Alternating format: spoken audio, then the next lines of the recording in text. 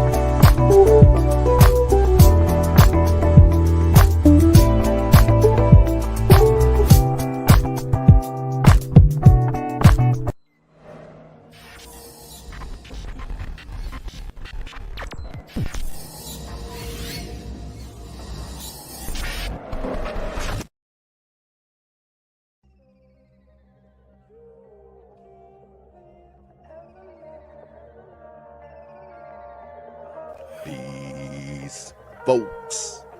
This is X from TPOT Media. Open your mind and wake your black ass up. You know what time it is. Hit that damn like button as you make your way in the door.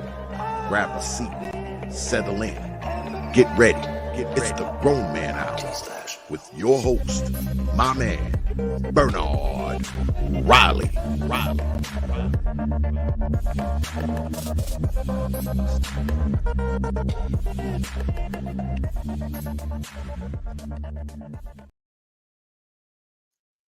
All right, what's up and what's going on, everybody? Shout out to everybody in the building.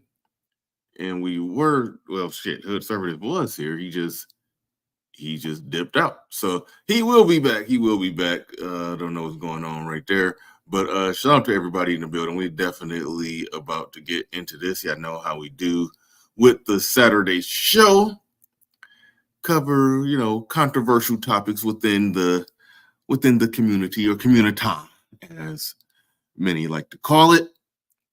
We talk about it, we pick it apart, we break it down, and quite often cover the, in the manosphere, a lot of the conversations are about women, but there's like a political parallel that runs alongside of it too. A political parallel and a political divide. And I think Hood Conservative Channel is the channel that really captures that probably the best. Lil Big Nate, and there's others that do a good job at it as well. But there's a political parallel that runs alongside of the, using air quotes, I'm not on camera today, but using air quotes, the gender war. There's a political parallel that runs alongside it. And on the Saturday show, a lot of the times we kind of do more or less what Hood Conservative does on his show to some degree, where we talk about that political parallel that runs alongside all the gender war and manosphere and stuff that goes on. But getting into the topic with getting into the those that made it in bright and early. I can't even say bright and early because I botched it out the gates. Like I said, I sent the StreamYard link to the wrong email. Hood Conservatives just sitting there without the link. And so, yeah, we were just all confused and all messed up. So all my fault. But shout out to the early bird squad, those that make it in bright and early. Drop a comment before the show even gets started. Do appreciate each and every one of you. Vicky SSV3 says, that's all immigrants. Don't put that on actual black people. Now, two things interesting here. I'm about to bring hood conservative up now. One, we just learned that okay, immigrants are not black people. That's cool. And also, these are allegedly immigrants. Is this person just trolling, or like this happened? This looks to be happening in Chicago based off, because this was actually just made from a screenshot from a video that you sent me where it was reported in Chicago. So I didn't know why I'm entertaining the prospect that these are the immigrants. So, but I'll throw it to you. Okay. Welcome. One, I don't. What up? Welcome. And shout out to everybody in the chat. Bernard, I don't know if you meant to do this. You still have like your thumbnail graphic up as just part of the screen image. Yeah. Okay. No, I was doing that on purpose, until we, start pulling up clips and stuff. Okay, enough said. Yeah. Now the thing about the immigrants, I feel like a lot of black people are just sort of reflexively blaming immigrants for that. When it's New York City, so there's bound to be some immigrants in any quote unquote large gathering. But I don't think you can just blame immigrant culture on this, because you're actually mistaken. This image isn't from Chicago. That particular image that you wrapped the thumbnail around, it's New York City yesterday. Oh, okay. And Chicago is something that's been going on. So you could take that image and put it in Chicago somewhere, and it wouldn't be out of place, because this sort of thing has been happening in Chicago for months now, which is another reason why I don't think it's really accurate to just sort of immigrant our way out of this. Like this is not an immigrant thing. And I forget the exact nature of the conversation at this time, but I remember SKC being up here at one point, and he pointed out to you how the youth who were, the kids during George Floyd riot, those people were kids. They're now young adults, right? And they don't see anything wrong with, those quote unquote protests. And the problem is, and I think this is what SKC was alluding to, and I think this is kind of what I wanted to talk about for today's show. I think we've kind of unleashed something in Black America with the George Floyd protests. Things have been on a decidedly negative trend socially for Black America across the board. And I think something really ugly was unleashed with the whole George Floyd Summer of Love. And I think to just simply try to wash it all away by blaming this one particular thing on immigrants doesn't quite get to the heart of what seems to be going on. This is like a cultural tide shift here, if you think about it. Like a huge amount of Black youth are becoming essentially ungovernable, and that is not a problem anybody really wants to consider the solutions to. Yeah. In one of the clips you sent me, I think, and I believe that was the new governor of Chicago after they got Lori Lightfoot out of there, and he clearly is not trying to look at this problem seriously. When somebody called, the people who were vandalizing property and stealing shit, he called them a mob. And then the I believe this was the governor of Chicago. We'll find out officially who he was when we pull up the tape. Mayor of Chicago. We'll find out officially when we pull up the tape. He more or less said, no, called them a large gathering, not a mob, a large gathering of people. So I think that was Mayor Brandon. Mayor Brandon. Let's go, Brandon. Let's go, Brandon. Got a whole new meaning now. That's funny. So he's not looking at it. He's not going to stare it right in the face. It's something baked into the cake, and we see that with a lot of conversations when Black people start talking about the stuff that Black people do. There's even amongst Black people, it seems. Black people talking to Black people, it seems like there's just an ability to make excuses for it, or sweep it under the rug, or let's reword it, let's categorize it as something different. Let's do something to make this not sound bad. It's almost like just one big PR game that goes on when it comes to looking at the stuff that messed up. You know, we probably hear some of those arguments, or some people will probably come in the chat room today, potentially perhaps come on the panel, say, okay, other communities got the crime too, other communities do this, other communities do that. But the fact of the matter is, on the ground, if you look at a city with a high Black population, and yes, it's poverty and all kind of other stuff going on and other factors, the fact of the matter is that if the people in power, and these people are Black people, and they're looking at it from the standpoint, they're saying, let's not call it a mob, let's call it a large gathering. Like, you know, that's somebody who's not going to be tough on crime. All right. Because it's like, you know, if they're not going to be tough on it, then that means that they're going to ultimately, you know, just create an environment where it's going to proliferate. Or they'll probably say, we're not going to be tough on it. We're going to try to create programs to give these kids something to do, or do. You know, they're going to try to fix it in a roundabout way without dealing with it from a being tough on it and giving consequences. Well, so yeah, so that's the situation that they're in. Consider something though, and you're not wrong, but I think it's way worse. Well, yeah, I guess to say it's not that you're wrong. I think the problem is even worse than you're kind of laying it out, because when you describe it around the language of crime and criminality, I mean, these are obviously crimes, so it's not like you're wrong in that sense. But what I'm pointing out is that you can't midnight basketball your way out of this, right? And frankly, cutting down on, like, I don't know, drug dealing isn't gonna stop these kids from having these like flash riots.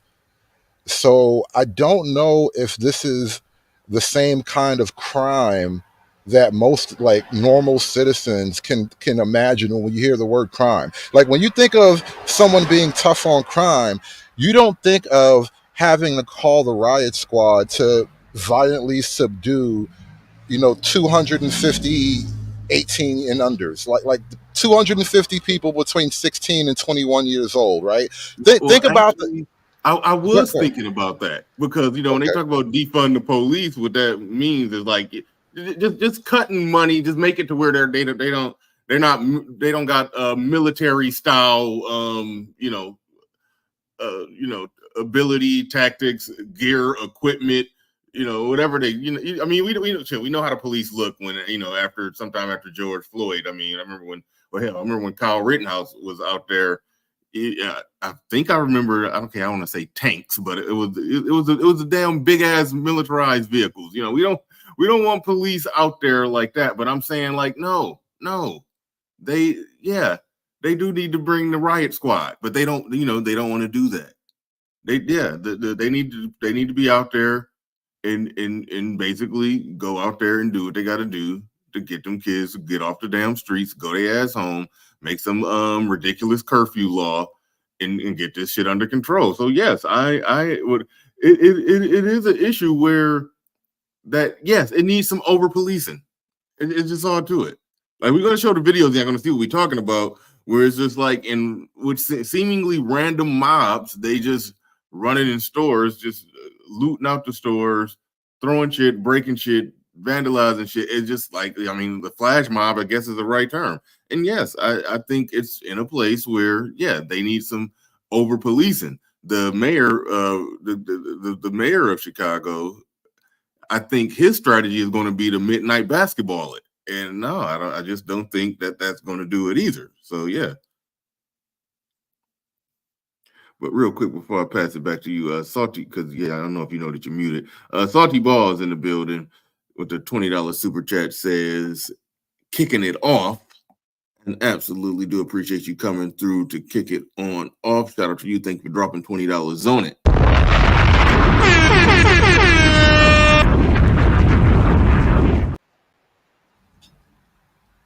All right, go ahead. Well, I just wanted to sort of highlight the vast difference and what the nature of what we're calling these crimes, right? So, like, when Mayor Brandon, and I love that clip. You got to play that clip when he's talking about, don't call him a mob. When Mayor Brandon is talking about the issue, he is trying to talk about it in a way that kind of downplays the social significance of this, right? Because, like I said, this isn't like gangbanging. This isn't something with an Mm. obvious definitional problem. This is more mass chaotic. This is a mass chaotic type of thing, and it's growing. And I don't see this. There was that song that came out a week or two ago, try that in a small town. I don't see this happening in the small towns. I see this happening, basically among the young black kids in urban settings. And I think this is significant. It represents something for the future of black America and black politics. Yeah. I am getting the clip ready of Mayor Brandon. That is too funny to let's go, Brandon. That is too funny. But all right. So let's get this together. Get this up. Okay, there it is. All right. We probably should have showed y'all the mobbing, the flash mobbing first, but y'all know what it looked like. But all right, here's a clip of him discussing it. Here we go. That's not appropriate. We're not talking about mob actions. I didn't say that. Hold on a second. Okay, respectfully, these large gatherings, just hold on a second, y'all. I promise you, we have time to talk. It's important that we speak of these dynamics in an appropriate way. This is not to obfuscate what is actually taking place. This was the scene near Roosevelt and Canal Sunday night. Groups looted a convenience store. More than 36 teenagers were arrested, along with a 12-year-old and at least one 20-year-old. Man, what the hell? Okay, this is the manosphere, so we got to acknowledge something. I count 1, 2, 3, 4. I'm counting like 4 female police trying to stop a mob. Hold on. With a 12-year-old and at least one 20-year-old. Store owners say 3. it was the second were arrested, along with a 12-year-old and at least one 20-year-old. Store owners say it was the second such incident in that area in just the past few weeks. And today, Mayor Johnson commended Chicago police for the way they handled it. Real quick, Bernard. Yeah. If your police force has a certain amount of women on it, crime is just going to take over your city. All right, I'm just putting that out there. That is a truism that you will see. I don't know what the magic threshold is, but if your police force has more than X amount of women on it, crime is about to go out of control. Yeah. It was one of them. It was hard to tell, but I saw at least 4 female cops trying to I don't know. I don't even know what they were trying to do. I was just thrown off by seeing the women. And listen, it's crazy. It's crazy. Like I don't even get the concept of when it comes to situations like that. You're putting women out there to try to.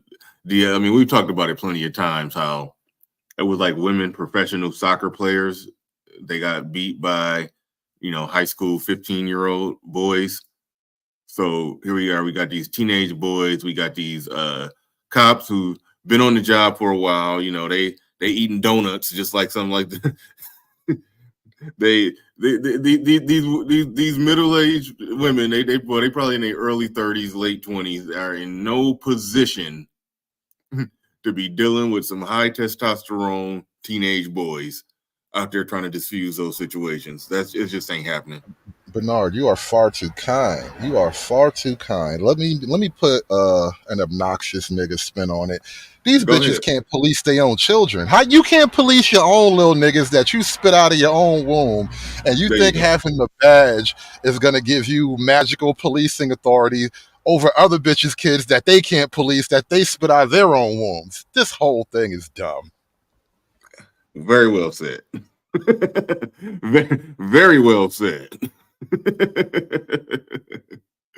All right, let's get back to it. They attempted to engage with our young people, with community partners, giving as much warning as they possibly could. And, unfortunately, arrests, were made. All right. So that's your boy. That's your boy Brandon.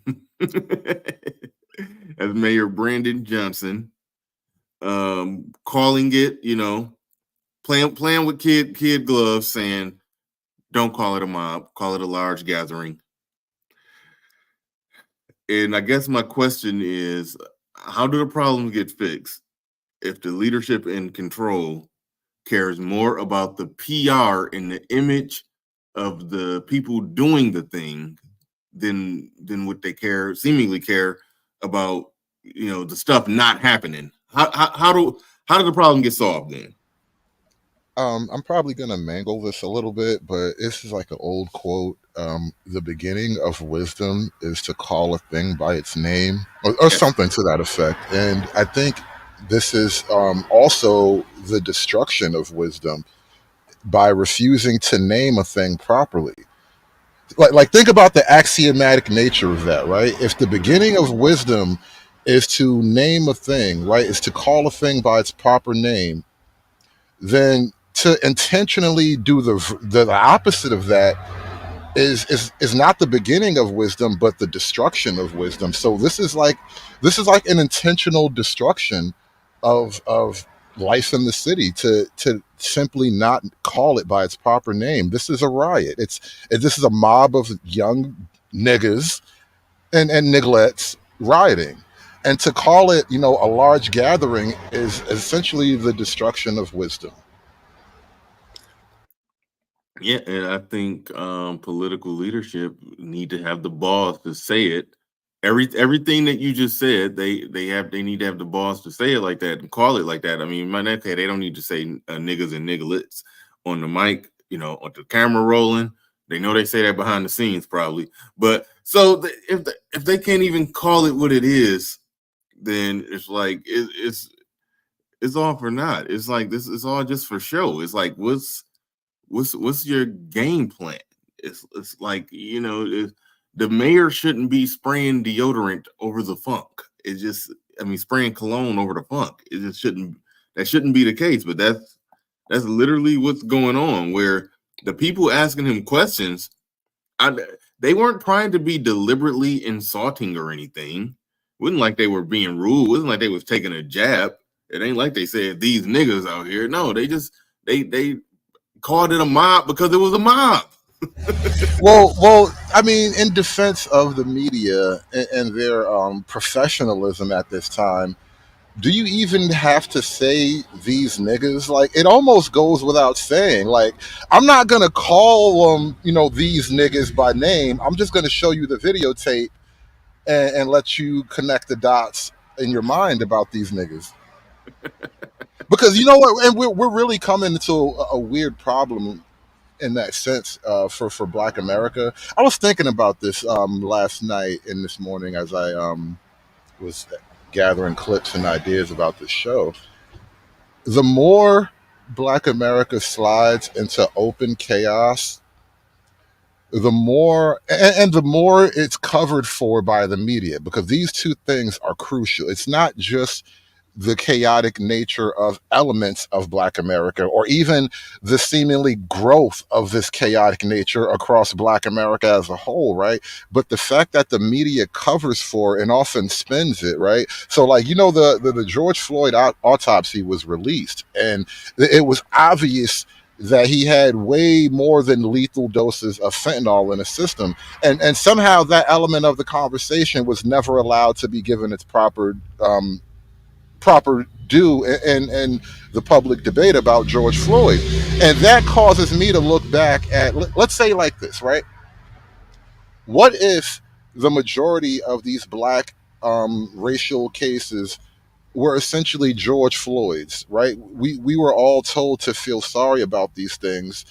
And if you actually just took a hard look at the facts that were gathered at the time, something very different had to happen compared to the narrative of things. And so as I look at what's going on with Black America, it does, I'm sorry, I'm by the road, it's crazy right now. But it does kind of make me question the nature of reality, because I'm like, well, Has things been going crazy for a long time and we just haven't really been talking about it properly? We're not naming it. We're calling it a large gathering. I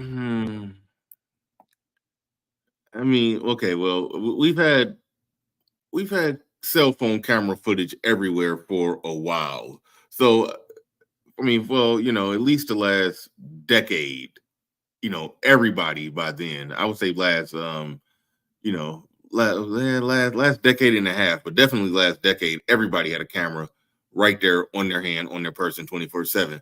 So I was thinking, a while back, like there are going to be some implications of that. There's going to be things that we thought happened more rarely. We're going to see them happening more. And I think that's kind of what it is now. The aspect of, stuff going viral and the share button and all of that could amplify certain things. It could make some things that don't get shared or pushed as much not seem like they're happening as much. But to your point, that whether or not things have been just going crazy for a while and we just haven't known it, I don't know if that's true. The only thing I'll say, just going back to what I already said, is that it's very possible that stuff used to just be going down and happening a lot more. Just everything just wasn't.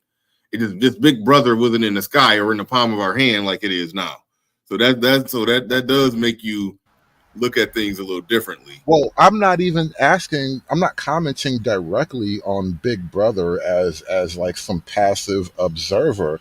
What I'm asking specifically is think of it in these terms. If this exact type of event, like the riot that happened in New York City yesterday, or these little flash mobs that happened in Chicago recently, right? Let's imagine these things happened in the same exact place in 1925. What would the media say about that? Because see, in 1925, it wouldn't just be, a peaceful, not a peaceful, but a soft police response like you get nowadays. They would put this type of thing down. It would become a huge thing. And so, what would the media write about this? And that's what I'm questioning when I bring up things like narrative versus facts on the ground. Because it's not just a matter of, these people, they obviously had a riot. No, what does the media write about this? Because 50 years later, our feelings about that event aren't going to be based on something that somebody said who was actually there at the time. It'll be something that you wrote in the newspaper or a movie even.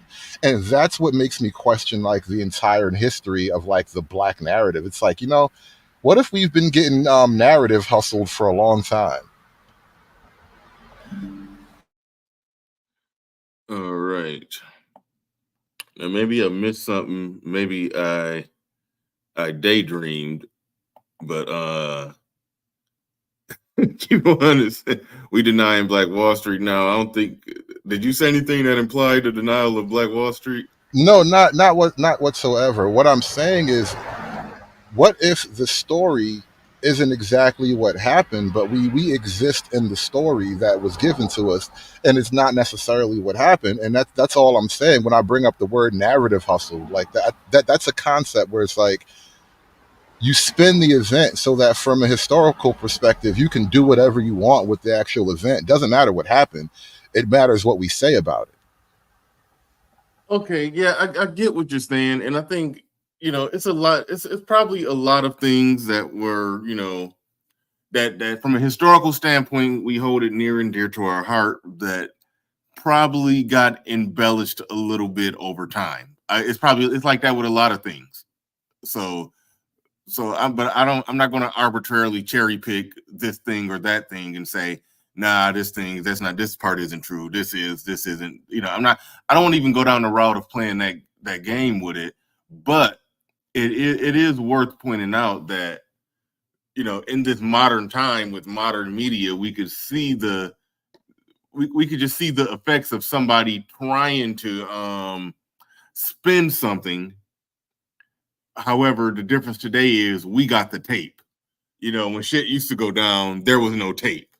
So the spin was all we got.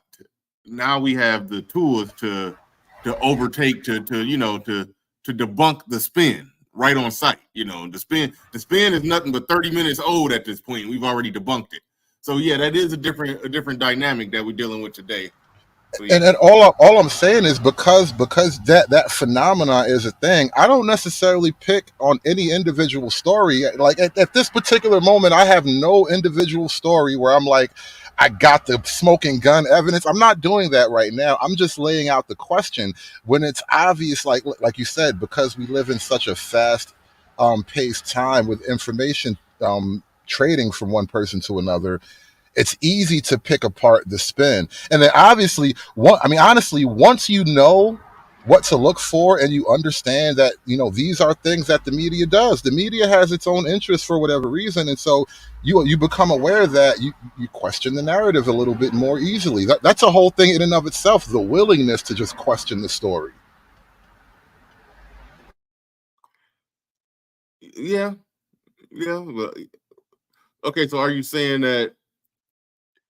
So just staring right into it, though, are you saying that some of the stuff that historically happened, rather we talking Tulsa or this or that, and you kind of alluded to this, I think it was in the last show we did when we was talking about DeSantis, adding stuff into Black history, about, if there was a situation where, there was some, there was a lot of Black people that were killed in this event too. They're saying they're going to include into it that there was a couple of white people that got killed too. Where and you kind of alluded to that that shoot niggas be wilding now. Maybe it was some niggas wilding back then, and maybe that's what happened. And then it sounds like you're alluding back to that some of the story, some of the narrative of Black victimhood could have been stemmed from,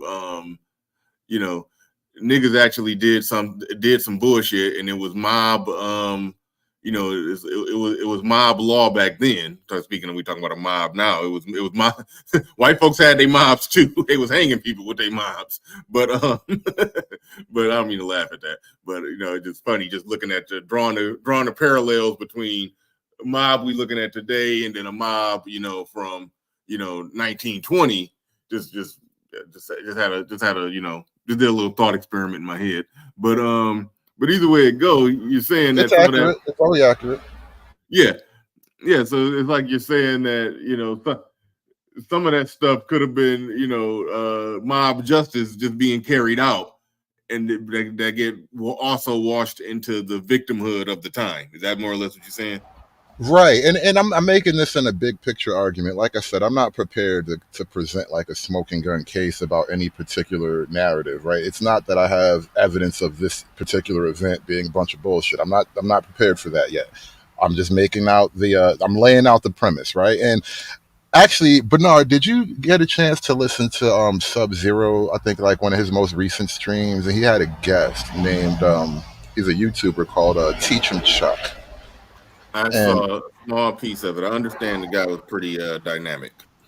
Dynamic is underselling it, because the information that he had at just casual recall is narrative shattering, right? And this is what I mean about the narrative hustle, right? We've been told to hold certain figures in Black history and almost a matter of reverence, right? But when I listen to the details that a guy like Teach Him Chuck can add to the narrative, that totally destroys this clean Black power image of these figures. Yes, you have to be willing to question almost everything you think you know about so-called Black history.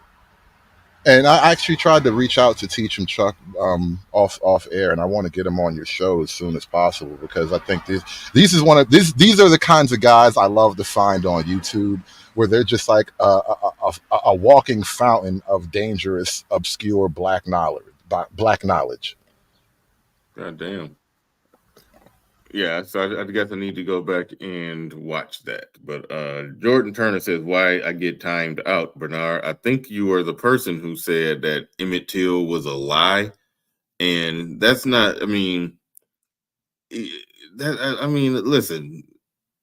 unless you come in with some evidence, I'm just don't just come in the chat room just saying just a random controversial shit just to be seen. It's like, no, if you're gonna say something like that, have something with it. It's just See, I'm the Yeah. co-host, so nobody can time me out. Now, Emmett Till was. Nah, I'm fucking. No. Listen, I would be perfectly okay if you made a case that it was something in that story that we didn't know about, that we didn't consider. Well, I was. I will tell you this about Emmett Till. I'm like I said, I'm not prepared to just totally destroy that whole story, but I hear that the woman never recanted. Meaning, we get told that the lady later on said that she lied about the whole thing, but that even that's being challenged. So I like question what you think you know. Like I'm not trying to tell you that this or that thing definitively did not happen. I'm just saying question what you think you know and go ask questions that you were afraid to ask before. Yeah. All right. Yeah. I mean, I don't have no qualms or no fear in researching anything and finding out some controversial information that swept under the rug. I got no problems with doing that. But I don't want a chat room full of random niggas just saying random, ignorant shit. That's why I was just like, come on, like I want to have a tough, critical conversation, but I don't want to bring out the troll army. So that's why I just deleted just deleted homeboy's message. I ain't trying to bring out the troll army. I want the tough conversations, but I want to have the conversation intelligently. Put it like that. Yeah, I got no comment on how you run your ship. I'm just making that extra. I'm adding that extra little layer to the Emmett Till story. However you run your ship is however you run your ship. I'm just a passenger. Yeah. Nuruddin in the building says, "Hey Bernard, I was supposed to do a demo job in Union Square yesterday. My boss called me at the last minute and told me, don't go. He saved my life." Oh damn! Wow, that is something else. Thank you for the super chat. Appreciate that. He said he did a demo job in Union Square yesterday. And just to be sure, unions. That is ground That was zero. Yes, that was ground. ground zero right there. He would have been in the heart of it and had no way to get out. That shit would have been like Escape from New York. Says, what happened to part 2 of Investigating Injustice by Dorothy Tucker? Black women at risk. I was looking for that. It's so funny in my search for different angles of this conversation. I was trying to go back and see because we covered black women being like the primary targets of black violence, and we had a laugh at that whole concept. And CBS Chicago was supposed to do like a multi-part on that, and I cannot find the other parts. I think they somebody quietly probably killed that for some reason. All right. Where else? What else? Give me 1 second. 1 second. 1 second. 1 second. Oh yeah, Nuruddin back in here with another one. Says today the NYPD arrested the influencer today that charged him with a whole host of which included inciting a riot and destruction of property. Damn. But appreciate those of you that have supported the stream. But yeah, this is interesting. Yeah, I don't. Yeah, see, I'm in my mind thinking too much on Emmett Till because I did hear somebody breaking down some stuff about that isn't talked about as much, and it's interesting to dig up the details. So I'm with that. I'm with that all day. But and my apologies. Perhaps I kind of took us down a tangent that isn't necessarily what we should be talking about today. Because Emmett Till really, and the whole historical thing is just something that was like a tangent in my mind. It's not really the point of this conversation. I know, but you've been kind of on that lately. You've been kind of like, I think about things. I'm sorry. It's my mind. I can't help it. No, and I get it. You've been looking at, Black history, looking at what Black people doing now, and wondering what were Black people doing then, and Yeah, no, I get it. I get it. I get the comparisons and the parallels that you draw that make you wonder and make you say, And then when you find somebody like the guy that was on Sub-Zero who has done the research on the small obscure things, because our history is given to us in a very narrative type of way, and history of everything. Any expert who scratches beneath the surface on anything in history, no matter what the subject is, he finds out all kinds of stuff that just isn't put on the main page out on Front Street. It's always going to be something there. So I get your curiosity when it comes to that. When it comes And to then really, you get a guy like Mayor Brandon, who is doing real time narrative hustling. Like when the way he just, you see how calm and I don't even know the word how to describe it, but it was something beyond obnoxious. The way his tone and that whole delivery of now, guys, you have to be very careful about the language you use here. It's something about that is just highly offensive. But it's only offensive if you know exactly what he's doing. yeah. But all right, we got another one here. I think this is just another. I think this is a video of another large gathering. I'm going to use the right language and pronouns here. Another large gathering. Let's look at it.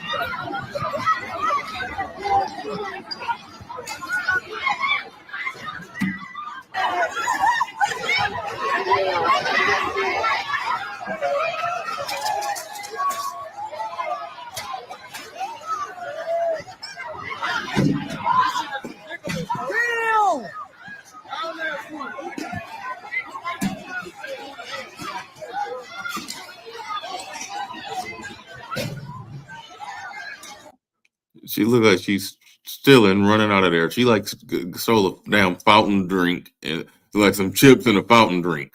Like that's like just grab it out the damn out the cooler. You go actually go to the fountain and get your shit with a lid and a straw. How you take it? It's like it's certain things you don't take the time to do when you're looting. It's like that's like going in there and making a sandwich. It's like no, you just run out with the bread and bologna or whatever. You don't make the sandwich in there. See, now that you've spoken that into existence, I bet you, because I've seen people walk behind the like the counter and just steal a whole tray of fried chicken. So Yes, like yeah. making a sandwich isn't that far off. I mean, because it's all a matter of what the environment permits. So if the environment permits you to go in there and steal chicken and pour a giant cup of Mountain Dew, it might permit you to make a sandwich. You have to want it, and if you want it, that type of environment will allow it.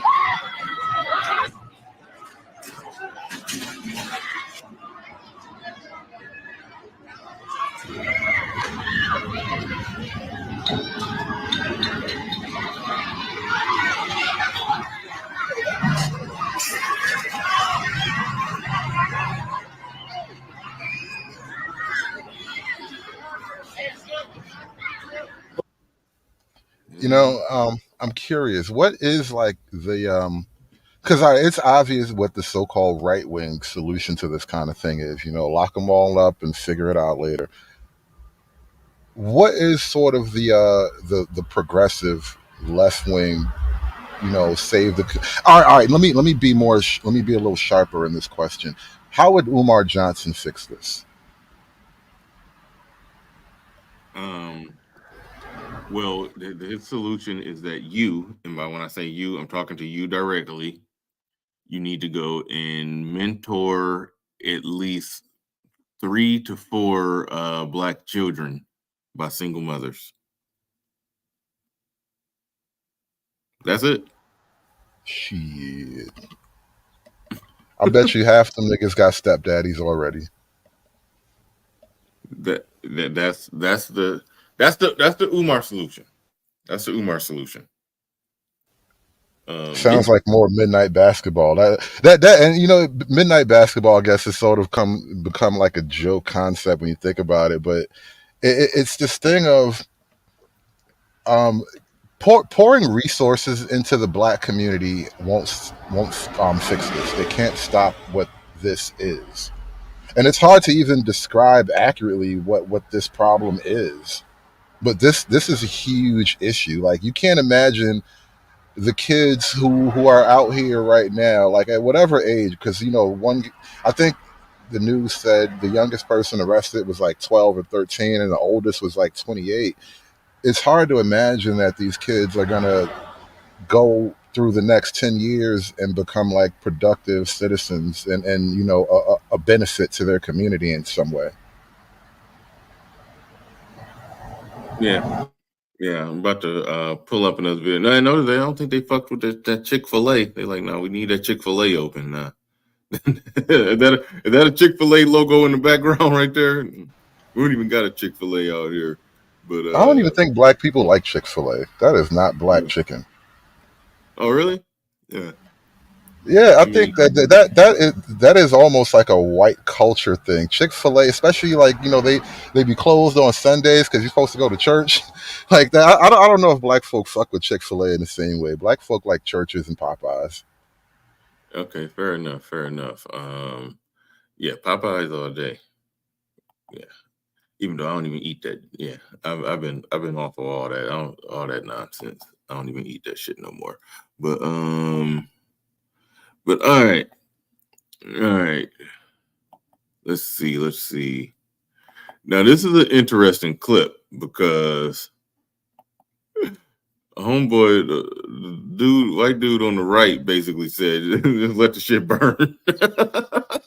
I mean, it was kind of funny, but let's look at this. That's a whole nother dynamic to it, and this is the thing where it's like, if you think about it, the sentiment from the left and the right almost is kind of like, look, man, let them niggas kill themselves. You just let this keep happening, and we'll just like gentrify the place when they're done. Because nobody wants to do nothing, and I don't even know if you can do anything. Maybe that is the only solution, is to just let it burn itself out. Am I the only one here who thinks I actually like what happened in Chicago? And I And shout out to that white man. Like, I wish I had this on my show right now. I would go in on this so bad, because, like, look, I actually support this idea. I've been saying this for a while. The last thing I want white people to do is help. No, listen, I don't knock that. I don't knock that. Yeah, feel free to go in. Feel free to go in. But am I the only one here who thinks I actually like what happened in Chicago? And I know that sounds straight. I'm a conservative Republican, and I think it's fantastic simply because it's the American experiment working, right? We get a chance to see what higher taxes look like, what lack of law enforcement looks like, and you can sort of say, okay, maybe it works. I don't think it will. I don't think it's worked ever in the history of the planet, but they want to try in Chicago again. I think it's fantastic that they get a chance to fail, and other cities can do it a different way. I hate it when people real quick. You know, and this is what I was referring to earlier when I was saying that you don't even have to say these niggas. Like, when you realize what exactly we're talking about, just play the tape. Why would you get yourself in trouble at your job saying the obvious about these niggas? But I mean, what failed experiment is this white man talking about? Because look, Chicago is like the blackest of American cities, right? It's a fabled black center. Chicago has like black soul going back since like forever, and at this point in time, more so than any other point in time, we're at a crescendo of blackness and a place like Chicago and many places across the country. That's really what's quietly going on here, because there are a lot of places that have like a decent or high black population that have a black mayor, probably a woman, a black DA, probably a fat girl, a black state's attorney, a black this and a black that, all of them fat bitches, and it's becoming a pattern across Black America. And so when he talks about this failed experiment, he doesn't say these niggas, but I just keep seeing him playing videos of these niggas, and I can't help but to make the connection. Going to do because we know better than But you. Mick, The people in Mick, Chicago. you can't get a city back once that happens. Sure, you can. Absolutely. New York has takes been up and down. a- It takes a long time. But again, part of this is tongue in cheek. I get that. But face it, the people in Chicago voted for this. We get the government that we want. We get the government that we deserve. They just kicked out Lightfoot because she was soft on crime and put in somebody who is essentially the same. Why is that? I'm the only one here who thinks actually.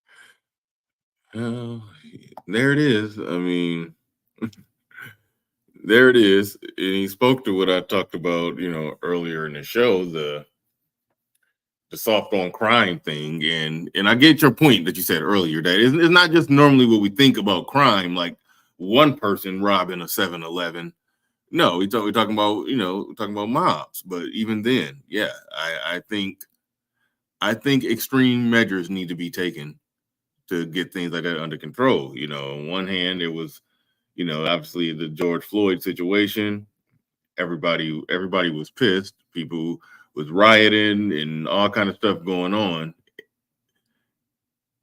Fast forward, we got a situation where it's happening the same way, but without any rhyme or reason. Not that all the rhyme and reason was right then, but we can at least look at the Marvel origin story when it came to the Summer of Love. We can at least look at the Marvel origin story of what happened. Here they're just randomly doing it, so it's like, yeah. You gotta send in the cops in the riot gear. It's just Black politics won't stand for it. I mean, some people will make the argument, mostly like the right-leaning kind of black people, and I mean, I'm speaking directly to anyone involved in official political capacities, right? Most of black politics is not ready for that. They can't, because you know why? The images will mostly be of white cops beating up black people. And it's too soon. It's too close to Floyd. We can't have that. Those niggas have futures. Those niggas deserve a chance. Those little bastards deserve a shot at the American dream. We can't do that. In the video that we played, the video that we saw, we saw female cops. I think we saw 2 black female cops and 2 white female cops trying to diffuse the situation. Like, I'm saying all that to say that, yes, the general optics and the shot that's going to go the most viral is going to be of the white cop doing it. But them police forces be very diverse. Chicago, Philly, Baltimore. Well, I don't know about you. I'm pretty sure Chicago, but definitely know Detroit, Philly, Baltimore, and Atlanta got more than a 50% black police force. Like, it don't have to necessarily be those optics that they're trying to run away from. Like, it's gonna be there, but I don't think you got to even be that concerned about that. Black people are policing themselves more than other people like to admit. The Mac the Trucker with the $5 cash app, by the way, thank you very much. I do appreciate that. But go ahead. No, I just have I don't know, it feels like something I can't even explain, like an intuitive disagreement with that concept. All right, here's why I can't explain it. The entire motive behind hiring more black cops, because remember, these police departments weren't always so heavily black. So if you would have went back, let's say 50 years in Chicago, the police department, for a lot of different reasons, because obviously, civil rights and all these things happened as well, but the police department was a largely white force. It was almost always and universally seen as a white force, even though there was, a few black cops sprinkled in even back 50, 60 years ago. Now, the entire reason for diversifying the police force, as they say, is to counter that exact thing. Meaning, if you had black cops who allegedly, they know the community, they are of the people or whatever, then they would be less aggressive in policing the black community.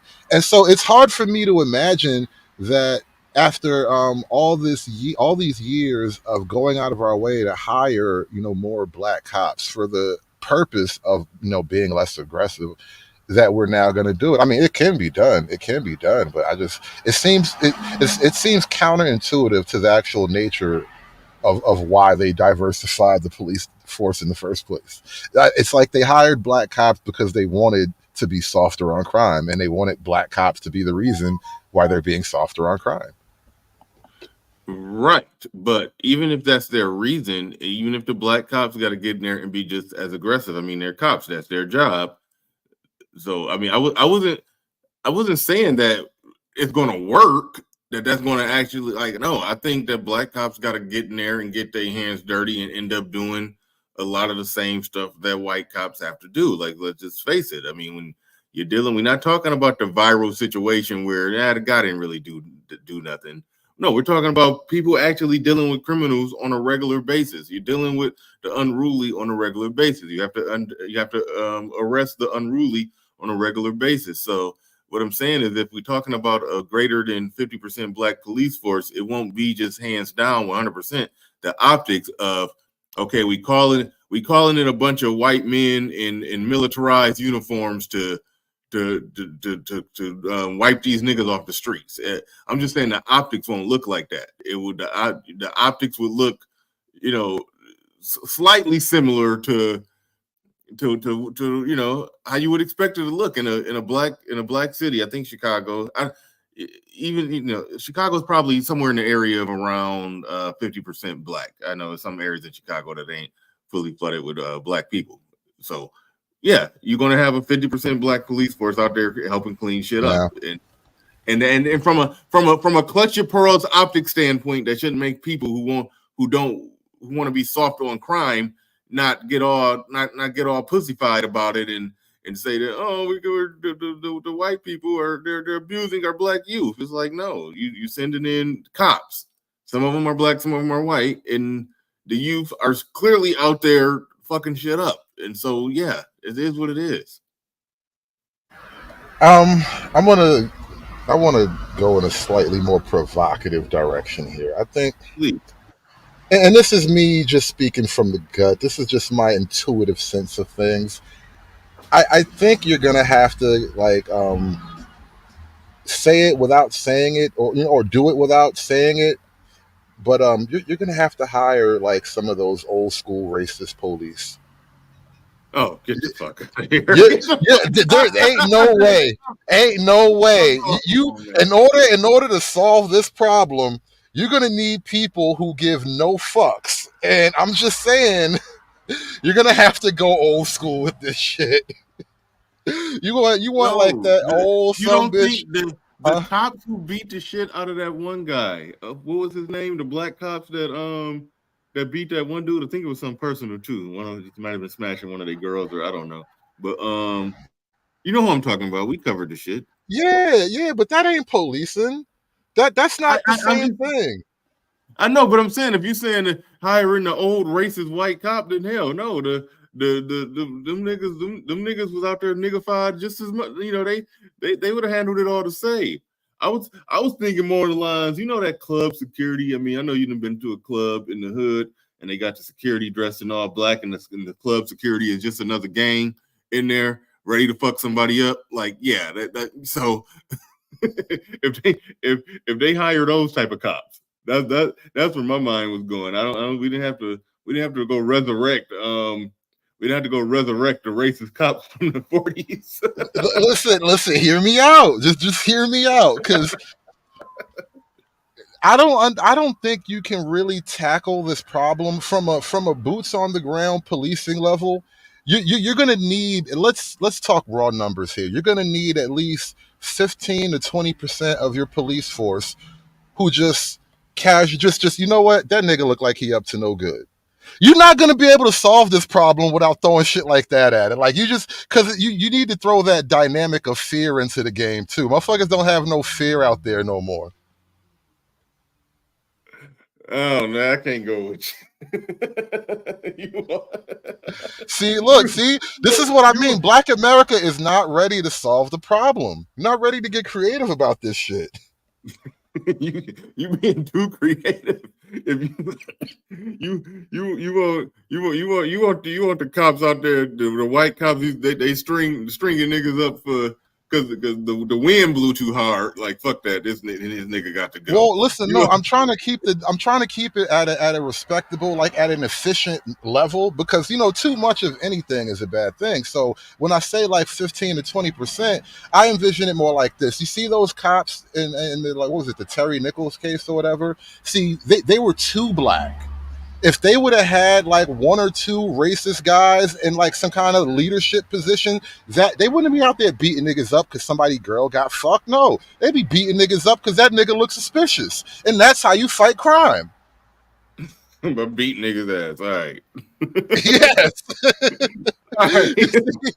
you gotta actually apply it, judiciously. I need a judicious amount of racism. That's really what I'm looking for here, a judicious application of racism. And I think that will attack the problem in a way that you really can't attack otherwise.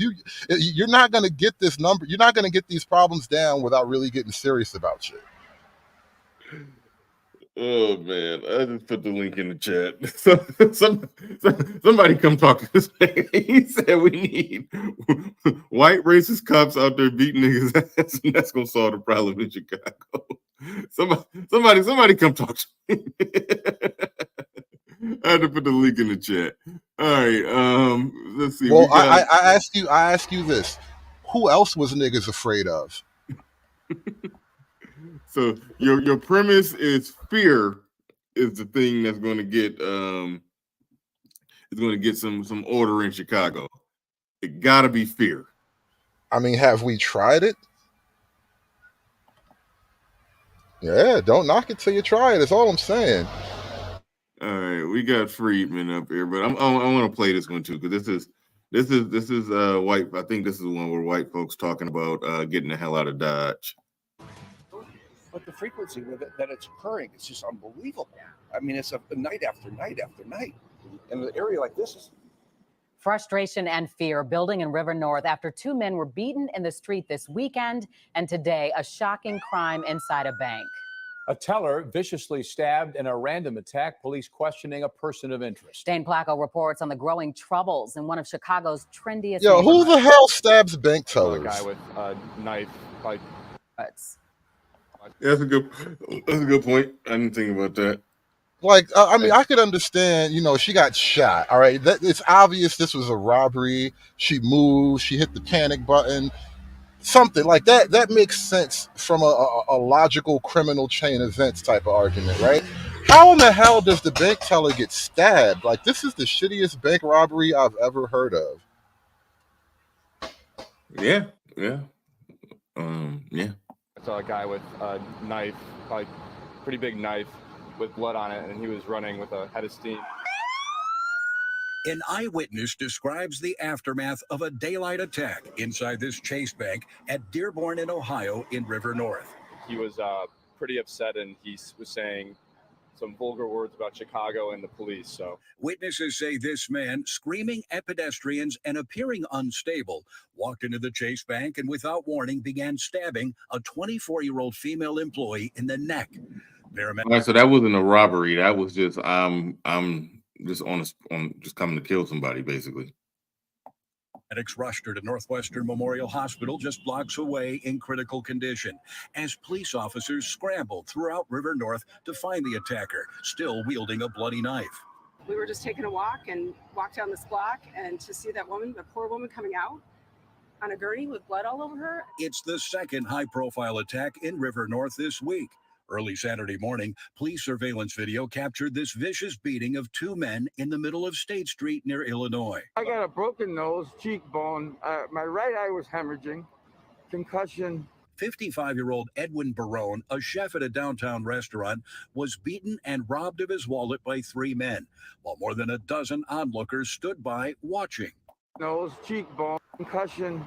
55-year-old Edwin Barone, a chef at a downtown restaurant. We don't have to say these niggas. We just gonna keep showing you video of these niggas. And I know I was, being very, very, very I don't know what's the word is. Anyway, I was saying a lot of provocative things, but I'm making a point when I'm joking about the racist police. Now I'm bringing that up in a jokeful way.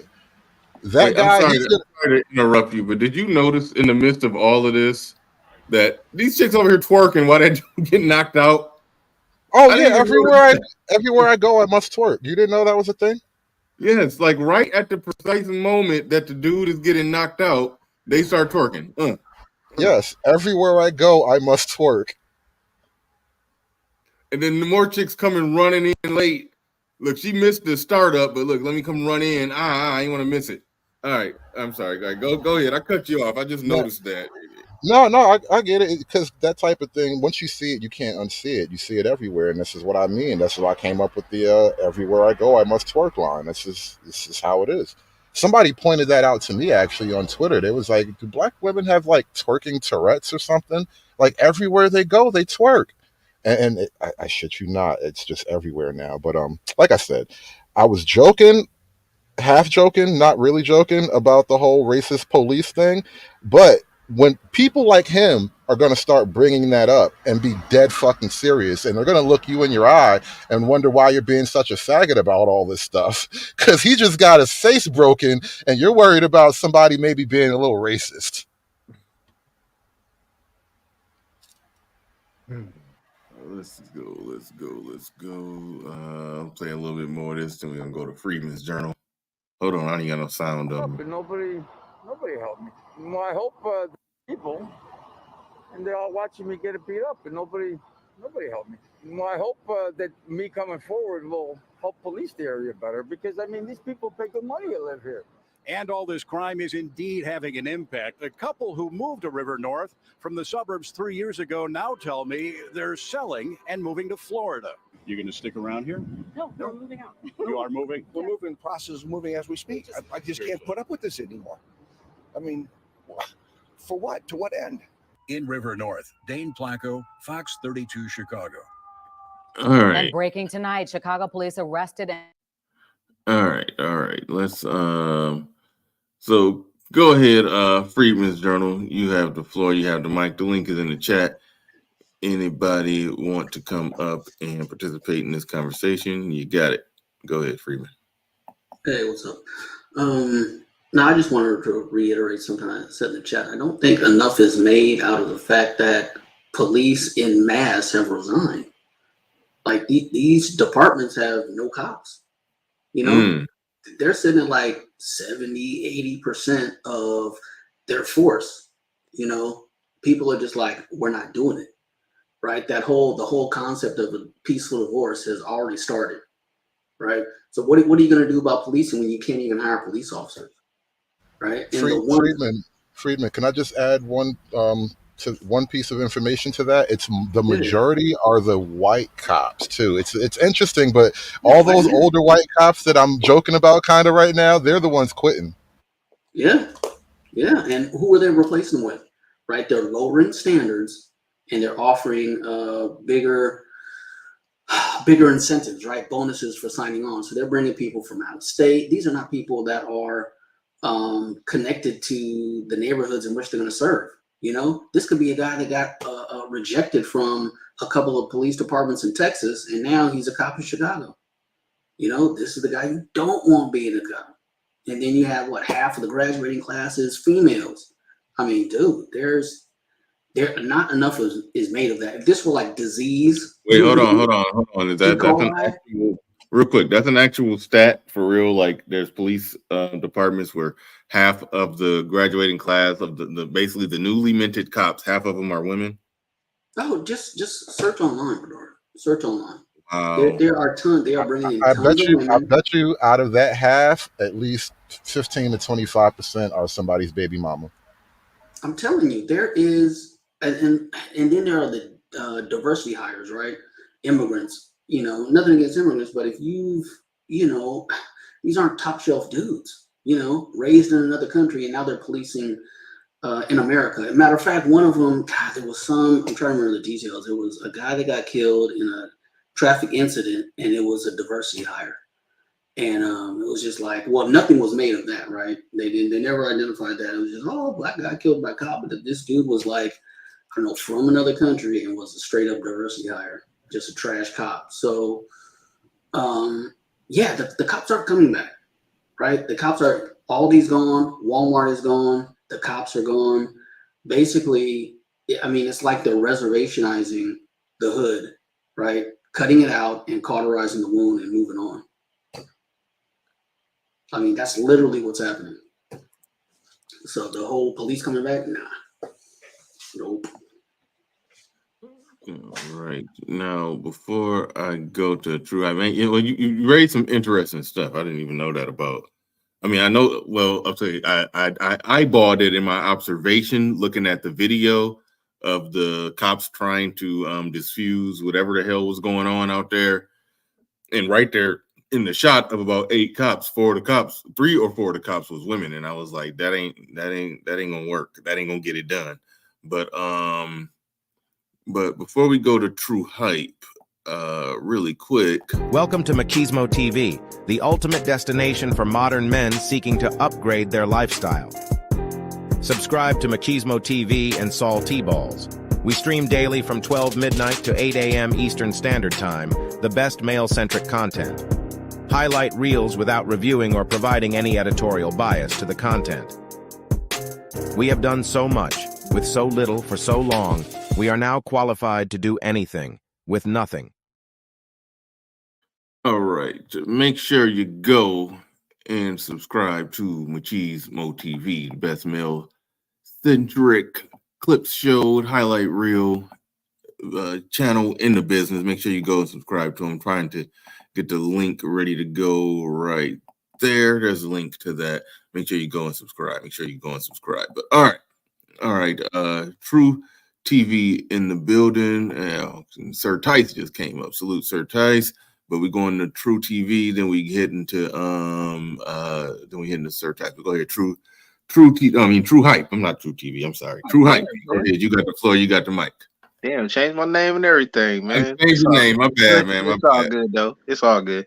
Hey, like one of the things I wanted to point out, like when Freeman's was talking about the whole policing thing and them resigning in force, it's because one, you basically almost have like an untenable situation or unwinnable situation, just in the court of public opinion, regardless of whatever the situation is. And I am really, really hard on police. And I've had police in my family and all that stuff because, I want to be police, accordingly. But, I'm not living in a neighborhood where, what I'm saying, like the cops be like super ultra aggressive anyway. But with that resigning, all you're going to have is the shit bags. You know what I'm saying? Because they ain't going to be able to get anything else. And they're going to get away with, brutalizing you, planting drugs on you, which is happening all across the country. I mean, you look at some of these auditing channels, man, and these cats, they be railing against these cats, man. It'd be like white, Hispanic dudes, some not too many black people, but they're starting to like kind of come up now, just talking about just policing in general. And we're as a country, we're really not doing a good job because you demonize them. It's a hard job. And yeah, some people be like, "Oh, well, you're just saying it's a hard job." I'm like, yo, man, like, I'm not necessarily cutting you any slack. You know what I'm saying? But this is one of the reasons why they passed that bill, I believe, in Illinois, to where they're gonna allow immigrants to, you know what I'm saying, cover down. So how's that gonna work? Now I pose that question to y'all.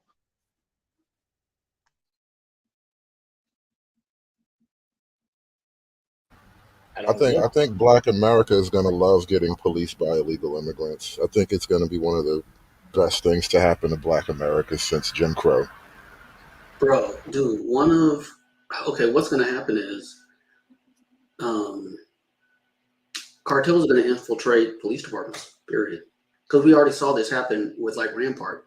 California tried this already, right? They tried lowering standards, they tried community policing, and they basically just hired a bunch of gangbangers, right? And it eventually led to the Rampart scandal, which was just like, an iceberg. The Rampart scandal was just the tip. So we already know what's going to happen. If you didn't like the police before, wait till it's MS-13, right? Wait till it's Nuevo Generation policing you. Yo, I just thought of something too, and this is so messed up when you think about it. It's so like, all right, you in Chicago, you in one of the gangs or whatever, and your biggest ops are now going to become the Latino gangs, and the Latino gangs have straight up police. Like, you can't even snitch if you wanted to. Like, you're going to be so boxed in now. It's going to be crazy out there. All right. I stepped away for a second. Hopefully, I came back right in time. Sir Tice spoken yet? No, I can go. Okay, yeah, go ahead, Sir Tice. Go ahead. Happy Saturday, gents, and salute to the chat and all that, whatever. Good to be back. Oh man, I got a couple things. Shameless plug. I'm gonna intersect this all. Trust me, what have you. Shameless plug.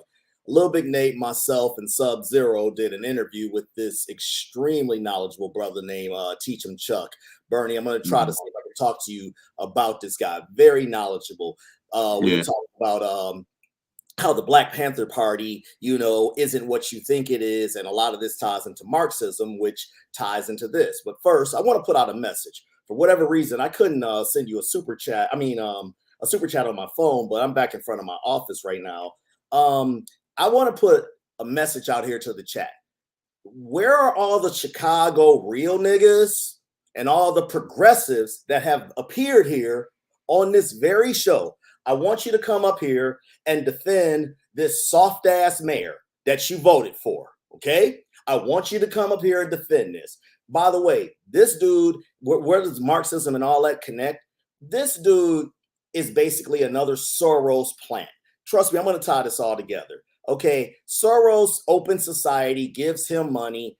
He's deliberately soft on crime. The neighborhood gets messed up, and then you have anarchy. And he washes his hands. That whole video was ridiculous, in the 7-Eleven. It's not like we haven't seen it. And real talk, let me also say this. F those kids' parents. I repeat, F those kids' parents. When I was 15, 16 years old, actually, I guess 16, I couldn't go out after 9 o'clock, especially not to some, convenience store or anything like that, So that's one part of the parents' problem. Another part of the problem of just the deliberate lawlessness is there in Chicago. But again, I want to stick on this progressive point, Bernie, because you have a lot of brothers. I ain't Republican. I ain't Democrat. I'm progressive. Please challenge them in that. What does that mean exactly to them? What it means is this whole soft on crime, or we need more midnight basketball. The mayor in Chicago said that the last flash mob, I'm sorry, we can't say mob, my bad. The last gathering of large gathering. Thank you for the qualifier. The last large gathering, he said, no, it's because there's not enough job programs. And once these job programs are in place, then we can do it or whatever, sounding soft as shit as he normally does, right? That's what he said. We're a month in these job programs, right? And we saw what happened there, okay? Hood, you a wild boy, man, talking iron, racist and all that shit. That was fucking funny. I almost crashed my car, like, okay. And what's gonna happen is somebody's gonna clip that shit and say, see, they talking about this. I told you they was coons and all this, whatever, man. But I will say this: you're not gonna solve this problem until the people say, okay. And I'll land the plane right here. Did you see the video, or did you play it, Bernie, of that 7-Eleven store Sikh who in California where he beat the shit out of somebody stealing? Did you play the video? No. Have you heard about this? I'm sure. I saw that. Yeah, I did. It's going around Twitter. Yeah, there was a Sikh who owned a 7-Eleven, right? I guess out LA, they own all the 7-Elevens, whatever, right? Right. And it was some dude who was just literally emptying all the shelves, man. And of course, it's a black guy or whatever, right? And people getting triggered or whatever, right? And it's a customer recording the shit. And then next thing you know, one person who worked there grabbed him, and then the seat grabbed a damn stick and just commenced to beating his ass with the stick, you know? And I say that to say, that's what's gonna have to happen. They're gonna have to put like No, Tice. His friend held the guy down by the arms and shoulders so he couldn't fight back, and then the other guy beat him with the stick. Right. But that's cruel and unusual punishment or whatever. You know, there's a content creator out there who says that black people don't have a ruling class mentality, and obviously not all, but I tend to agree with that. And when I say that, people tend to see themselves as the victim and not as the owner of the store. You come into my store thinking you're going to empty all the shelves. Yeah, you're going to get, you know, it's funny how the black community has respect for, like, nobody, even if you was dressed like Rambo, would go into a trap house and try to rob it, right? Because they know what would happen to them. But because of a lack of consequences out there, you got kids, adults thinking that they can do this shit. So while Hood's measures are extreme, what I'm saying is people need to fight back and shit. That's pretty much what I got on that. And if you don't have a good police force that's going to enforce things, that's what's going to happen, and they're going to go too far, and you're going to have more cases where people are like in the courts for defending themselves, you know, left to twist in the wind, you know, at the whim here or there of liberal DA that just wants to, you know, get you on a self-defense case or, you know, whatever. You know, shout out to Travis Rudolph or whatever, because I did not think that was going to go that way. Well, shout out to Castle Doctrine States and all those things, you know, exactly, man. But that's the only way this is going to change. And people, you know, again, I want these progressives. Where are you in the chat? Oh, man, this happened everywhere else. Oh, what about white people after when their team win the championship? You know, I want to hear these dumbass excuses, because if it's one thing that black people do very well is be late. Shout out to you or whatever. Had to get my jab in there. It's be late and eschew responsibility. I'm sorry, eschew accountability. Or you know, majoring in whataboutism like a motherfucker. The white people do it too, and all that other goofy nonsense. No, but your neighborhood, because it's already undervalued, is gonna be impacted even more. But one thing that I had this conversation with a coworker. He happens to be white, and I was talking about stop and frisk, for example, right? And I said, you know, I'm not willing to go to the stop and frisk level, because it'll only like aggress even further. You know what I'm saying? On me. And he's like, well, what if it saves one life? I was like, well, the dictators that always amass like, you know, this crazy amount of power, they always start with, you know, these niceties and these platitudes and all this other stuff, and it always just gets incremental. And Keep It 100 said it like in the chat. He said, I'd rather it be us heavy-handed ourselves. And honestly, I'd rather the individual be heavy-handed, and you know what? That's direct too. So you know what? If I know I'm directly right now going to get an ass whooping, and not 6 months down the road, you know, that may or may not happen, shoot, I'm not messing with that dude. That dude crazy. He come outside with a pistol, or he come outside with shotgun whistling or whatever when he take out his garbage. You know what I'm saying? Cross one shoulder. Let me say this about stop and frisk though. That was mostly at the youth, for one, like really the young crowd that was mostly getting stopped and frisked. And two, like I was in Brooklyn in the middle of the whole stop and frisk era. I was in the projects and all that. It really was people who looked like they needed to be fucked with. I know it sounds crazy, but it's just like, look, there are people when you're in the street as a cop. It's just people who obviously look like they need some police intervention, and that's what stop and frisk was doing for the most part.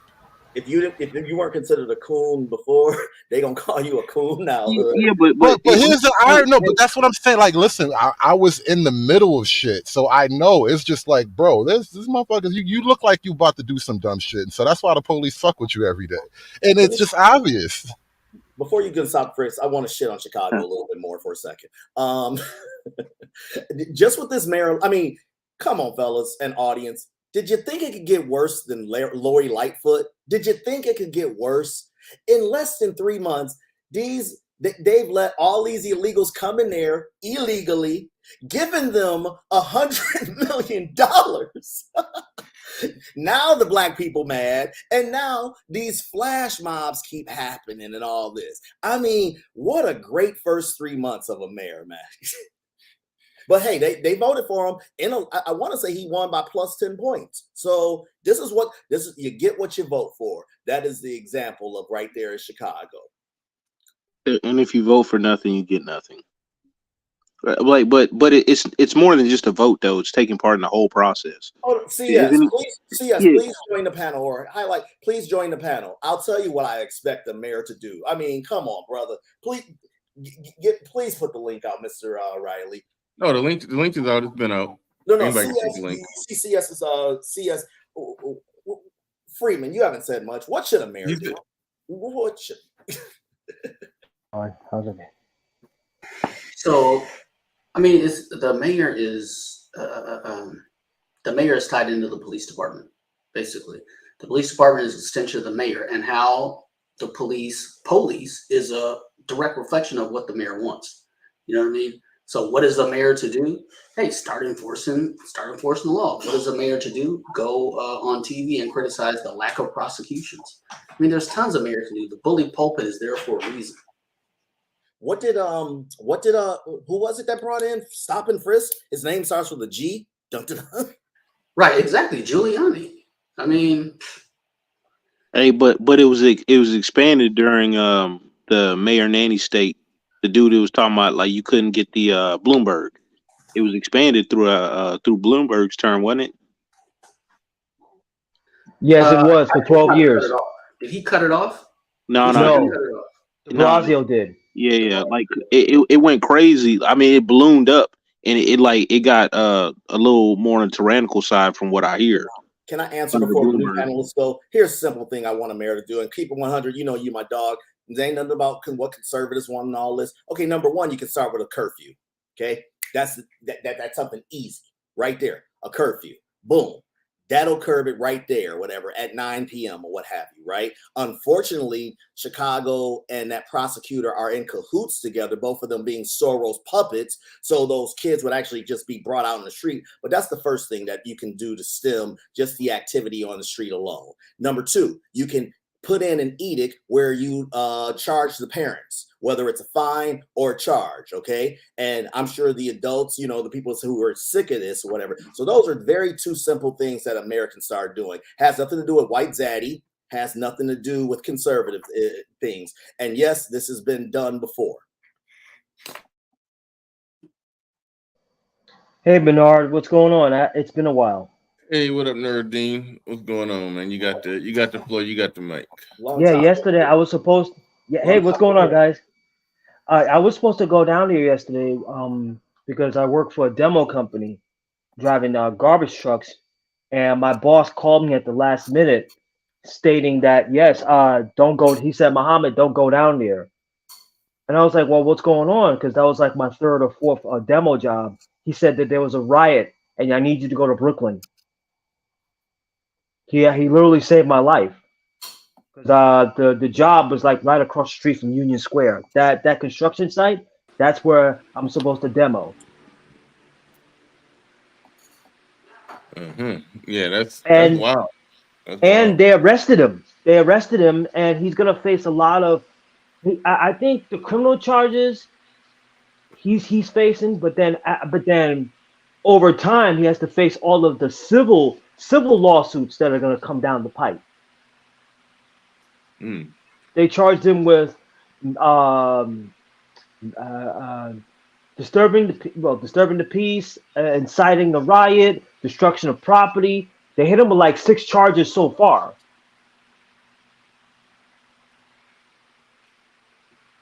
All right. All right. I think this is CS that just came up. Is this CS from the chat room that was asking, what do you expect the government to do? Yeah. Okay. Welcome aboard. You have the floor. Going on, fellas? Go ahead. No, I was just gonna say, a lot of people be talking about the mayor and things like that, like they can actually stop gangs. But as we know, I mean, they've been wanting to stop gangs, but gangs don't follow laws. So at the end of the day, you can try and implement all that stuff, but gang members don't care. They don't care about going to prison. They don't care about dying. So thinking that, like, they already send them to prison for life, a lot of cases. So you want to say that some of them don't get time or they get caught off, but at the end of the day, even if those ones got life, it still won't stop gang banging. The only way to actually stop anything is if we start reaching the youth before they start joining gangs. But just to keep on letting them join gangs and lock them up when they join gangs, that's never going to change nothing. Because at the end of the day, gang members just don't care. Gang members don't care about going to prison for however long you send them. Gang members don't care about dying. So none of those things help. That's the only reason why I be saying that.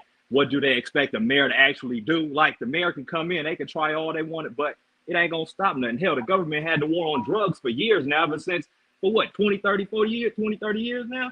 Yeah, but When that all was it's a done, failure. all it's done is gotten worse. You know Yeah, what but I'm saying? Go that ahead. was a failure. And then we actually funded the secret wars. Let me not get in that. Yeah, Go ahead. That's my point, is the fact that we've come to realize that the war on drugs is a lost cause, that at the end of the day, they thought they was going to be able to let drugs out and be able to contain it. But once they let it out, they realized ain't no containing this shit. They thought they was going to be able to contain the crack into the black neighborhood, but they realized after a while, they said, oh shit, next thing you know, it's in the White House. Next thing you know, it's in all these government buildings. So they realized, damn, we fucked up. We thought we was going to be able to keep it in the black community, and next thing you know, it escaped. So whereas it used to be the black community that was messed up, but now you got every community that has problems, from whites, Mexicans, Asians. Yes, we get it. We get CS. Respectfully, you're straw manning here, and I'm not dismissing what you're saying. I get that, but let's keep it specifically to Chicago, not this war on drugs. We know that drugs funnels the economy. I get it. But Chicago is about the war on drugs. No, What do you think that Chicago is? Hold on. Let's try to make his point. Go ahead. All those teens flash mobbing, they're really undercover drug dealers, is what you're saying? No, I'm talking about controlling this teen flash mobbing thing first. I speak to specific issues. I'm not talking about generality things. Now, so now with that, just not to cut you off, but like now with that, back in the 90s, I'm a little old. Back in the 90s, kids always been doing run out to stores and stuff like that. Like, none of that stuff is new. Now it just gets to be documented. But even back then, we would sit up there and do stupid shit like that. Dumb. Outside of doing nothing, which you propose, here's what I'm going to propose. I don't propose that. I'm not. No. Go ahead. All right, thanks. That pretty much sounds what you're saying. Well, it's been happening forever. No, not like this. Come on, man. Not like this. Because what happens, what happens in the consequence is here's another, I'm not saying you said this, but here's another ignorant ass comment you often hear. They got insurance. Yeah. And then guess what? That insurance goes up. And then the owner says, you know what? This ain't worth it with what we're paying for this insurance. You know what? Fuck them. Oh, wait a minute. Walmart already did that shit. My bad. But here's the three. Walmart got out of Chicago. That's what I'm saying, sir. Is that they said, "Fuck this, we can't absorb these losses anymore, so we're leaving your area," and it becomes distressing, because the people don't have services. But I'll land the plane here. When Lightfoot was in office, and when the evil orange guy, number 45, was in office, he offered the National Guard there, and she basically said, "Fuck him." But then when the current guy came in, she was proposing maybe we could use the National Guard. So what I'm saying is, when you have a crisis situation, you bring in a crisis, scenario. So the third option, as I said, about not only finding the parents, not only about the curfews, but also bring in the National Guard. People, this is a sense of urgency. This is what a mayor can do. This is what has been done before. So I'm not saying anything out of the blue. Now, are those extreme measures? Absolutely. But let's not act like you can't attack the problem if you really want to attack the problem, because I'm of the opinion that this is all by design anyway. Yeah, I mean, shit. You got to figure out some way to solve it. The only thing I would say with that is, I think a lot of that even has to do with trending. It has to do with the social media. It's just like the street takeover shit. Because it's so big and all these kids see it on social media, they in every goddamn city, every fucking suburb, like all over the place doing that shit. And when you watch that shit, it's all kind of kids of all kind of races doing that shit. And that shit still, and the kids that's doing the shit that was on the 7-Eleven that we just seen, They seeing them motherfuckers doing that shit in the Beverly Hills and all them places out of Gucci. Like all that shit kind of coincides with each other, where it's just the youth watching social media and wanting to do it and wanting to act a fool. That's why I was saying in the chat that a lot of them kids and stuff gonna grow up and be embarrassed if they was doing that stupid shit. It's actually only a few of them kids, which will tend to be the more gang member type kids, that's actually really, all about that type of shit, that really don't give a fuck about hurting somebody and all that. A lot of them kids don't even be going in the store. They just be standing there kind of watching, just involved. Then you got a few that's running up in the stores trying to steal some different things and whatnot.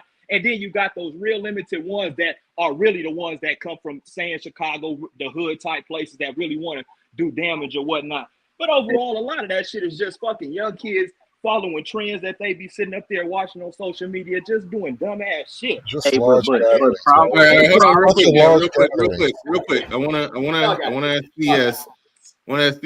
What you think about this right here? This is the mayor's response here. Well, what he's saying here. I want to hear what you think about this. That's not appropriate. We're not talking about mob actions. I didn't say that. Hold on a second. Okay, respectfully, these large gatherings, just hold on a second, y'all. I promise you, we have time to talk. It's important that we speak of these dynamics in an appropriate way. This is not to obfuscate what is actually taking place. All right. What do you think about his response in that he can't even, the person asked him the question, referred to it as a mob, and he said, no, we have to speak about it correctly. This was just a large gathering. Wait a minute, Bernard. Wait a minute. Before you go there, I got to tell you, there's a better clip of this with the longer, extended part of his comments, because it's worse than that. I'm gonna get you the longer clip where he really got stupid. But you guys got it. Go ahead. No, I mean, hey, I can't cover for people that say ignorant shit and stuff. You know what I'm saying? I'm not one that sits up there and agrees with any type of government type ideas. I'm only simply just talking about that at the end of the day, gang members are gang members. And wait a minute, hold on, real quick, brother. Do you see how in your own way, when you were talking, you were doing essentially the same thing he did? You didn't use the term large gathering, but you downplayed it and saying, oh, well, we used to do that too. And then you downplayed it by saying, well, some of the kids just standing there watching. Well, some that, they just want to do what was trending. And some, they just wanted some free flaming hot Cheetos. And another one, then it was probably just a couple of them that was just really actually doing bad stuff.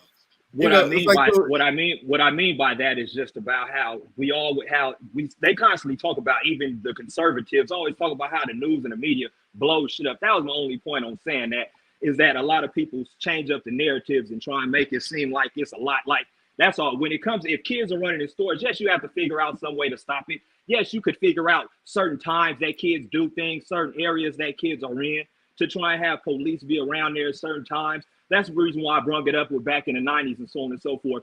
Store owners and things like that, they come to try and realize, okay, who's the kid? What time are the groups of kids around? What time do they and they start trying to, police their own stores. Telling you can't come in here with only 2 kids can come in at a time. You can't come in here with your backpacks, different things like that. That's what I'm saying. It's like, you learn different types of ways to try and help yourself. But how do you Bro, they already did that. You think they weren't doing that before? No, they're flat. They're rushing the whole store. No, that's what I'm saying is I'm trying Bernard, to figure out I don't really know how chat. you can actually try and fix it just by, like, what do? You bring in the National Guard for a day and you think that's going to change something? No, because once they leave out, the badass kids is going to go back to being bad. They can't be bad unless you can change that. Hey, while you're saying that though, people will in the right conditions will beg for slavery. There's people begging to lock up the parents for what the kids are doing in other cities. This is only going to be a natural outcry. So if the parents don't correct it, then it's going to be a overreaction from the citizens. Now, what's so funny? Individually, each of you have all, as a practical course, surpassed my little joke of just hiring racist police. And I want you to understand that it sounds crazy, but all of your solutions are practically more aggressive than just some cop who don't like black people that much. Well, my solution is just I feel like you got to reach the youth before they even join gangs. Once they join the gang, it's all now it's about gang intervention of hoping that after they, committed crimes or some shit like Dude, that. I didn't You see can possibly blood, reach. Crips, and colors and all kind of stuff out there, and people. I didn't see a turf war. It's like you're talking about gangs, and it's like that Well, wasn't the subject. but you got to realize though that that's You what got to kind play of this breeds clip, into Bernard. that. The That's all I'm fact that saying you're is you gotta going there. realize that it's the whole street and gang mentality that breeds into the kids that's even running in there in the store stealing shit. Like that's what I'm saying. Listen, this is so ironic. A lot of the times when those things happen, it starts off it starts off with a couple of kids that tend to be gang members or into that lifestyle that are the ones that initiate the whole rushing in the store, fucking with shit. And then it's the other kids that follow them badass kids. Those weren't all. Bernard, please, real quick. please hit that. Hit that link. No, I'm just saying, hit that link because it's so ironic. The mayor's full comments almost reek exactly of what you're expressing, just different words. All right, everybody mute up real quick. Let's roll it. No, that's not appropriate. We're not talking about mob actions. I didn't say that.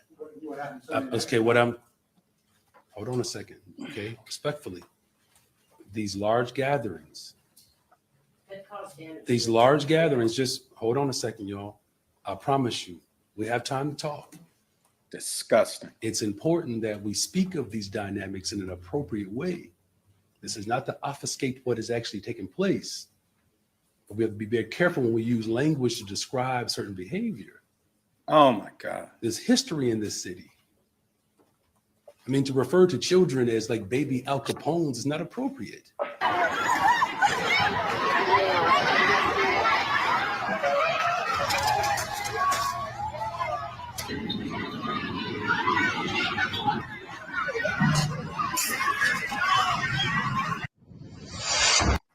All right. Large gathering. It's almost like a fight when two people start fighting and everybody runs over and starts watching the fight. No, it's not. That's why when you watch the video, you can clearly even see the video. You can clearly when you watch the video see so many kids sitting up there watching. You see the one kid with the fire extinguisher and a whole bunch of kids watching. You see kids with chips and shit. It's not the same thing, sir. Hold on a second. I'll give it to you, Nate. Real quick. CS, real quick. You said you're up and coming in the 90s, so I take it you're in your late 30s, 40s, right? Uh-huh. Okay, so you think it's appropriate for kids of that age to be out after 9 o'clock? No, I got kids that's grown now, and I'm not with none of that shit. I'm not saying you are. That's what I'm saying is I don't think that's appropriate for them kids to be acting like that. I believe them kids should be disciplined for that shit. I believe if the police pull up, them kids that's stealing shit and some more shit should get their motherfucking ass locked up, fine, whatever they. My bad, I'm cussing too much. I'm sorry about that. It's all good. I'll just say this before it gets passed. It does seem like listen, you one hand said, what can the mayor do? Then you gave things that the mayor could actually implement. Now the whole thing about I'll make a little funny joke or whatever. When you say get to them earlier, I don't think earlier midnight basketball is going to help these kids because I think, as I said earlier, I think the number one problem is the fucking parents. Okay, and nobody wants to say that shit, but that's true. Well, that's just like for instance, like you said, you're about my age and whatnot, and people don't think about the fact that one of the big things throughout our era growing up was about the fact that a lot of them damn crackheads and stuff was having kids that are now in their 30s or whatnot that's crack babies. You see what I'm saying? Nobody thinks about the fact that it's a lot of those crack babies that have turned around and had kids themselves. So that's why a lot of these, like for instance, just with the young boy that got killed, the little rapper boy from Chicago, that was supposed to be a stone cold killer that got killed out there in Atlanta. Too wrong. If I could chime in real quick, like his whole life, his mom, his parents fucked up and the whole nine. So, at the end of the day, it's like how he wasn't going to end up being a gangbanger, going up around the people he grew up around and so on and so forth. So it's almost like, how can you stop? But at the end of the day, we also got to realize it's always going to be some type of criminal. Like no matter what, some people just don't want to do right. You know what I'm saying? If I could chime in. Go ahead. Go ahead, Nate. I'm passing you, Nate. Go ahead. First of all, it is not the same as a school fight because the children. No, I didn't mean it exactly. I didn't mean it one to one. Can I please talk? Yeah, well, Can I I admit it. please Go ahead. talk, sir? Go ahead. You were wrong. Just deal with it. It is not like a school fight because the kids that come to watch a school fight don't fight. Those kids go in there and rob and steal and destroy innocent. You don't see all property. these kids around there right now that's not joining in.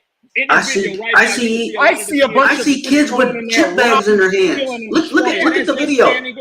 But look at they have chip bags in their hands, sir. They have the merchandise in their hands already.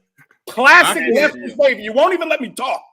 I've not seen a kid in the video that didn't at least have a damn soda in his hand. It looked like he just grabbed the motherfucker. For sake of argument, these niggas are always looking to make excuses for the most retrograde behavior imaginable. For sake of argument, every kid there was still an out. Okay, this guy is just standing there, but I tend to believe before the camera was rolling, he was in a wave of people that went in. I said for sake of argument, we'll say everybody there was still an out. Drinking his I don't mind it. We can say everybody there was still Yeah, just eat the L, please. Eat the L. It's nonsense. You're trying to make excuses for these people. Stop making excuses for these monsters. That's part of the problem. All we do are make excuses for these people. Let me tell you what should happen to these monsters.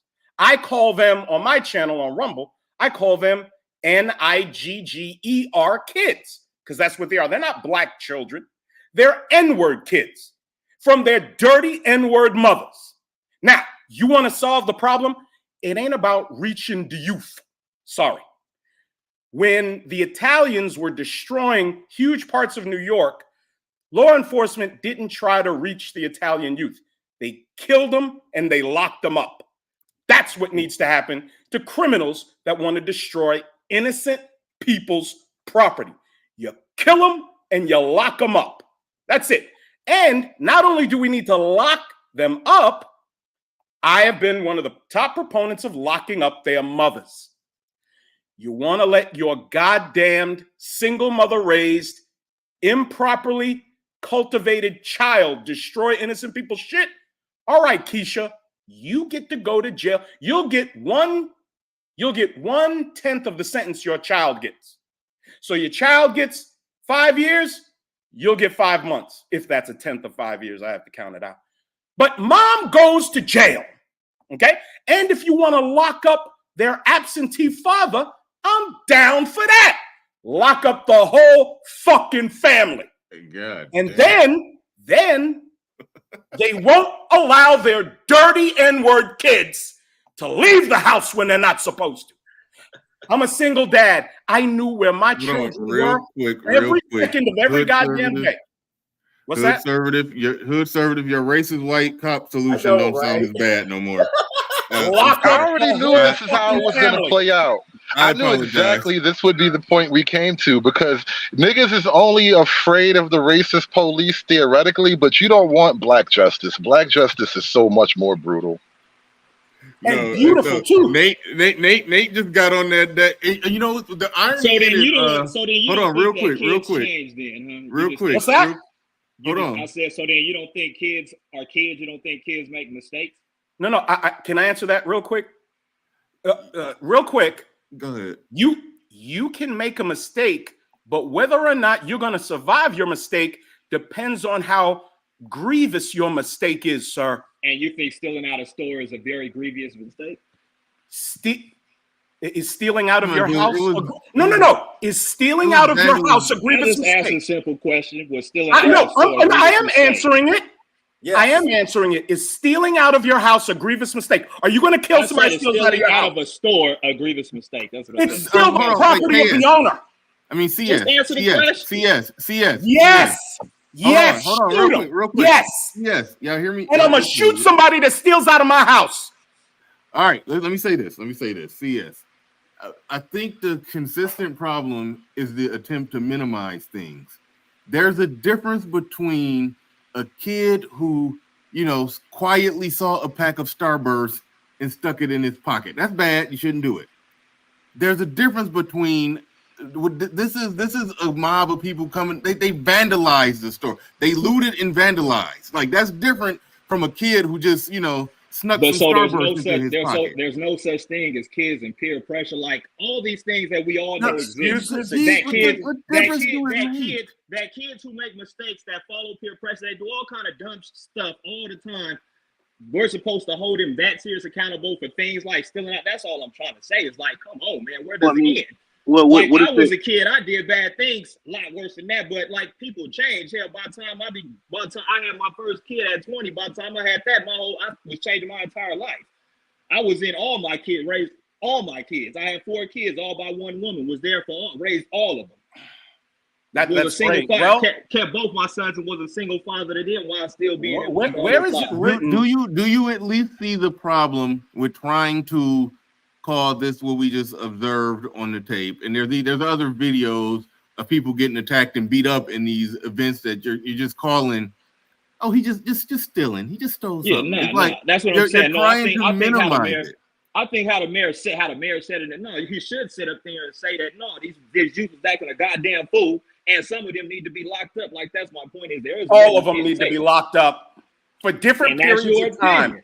All of them need to be locked up for different periods of time. And that's your opinion.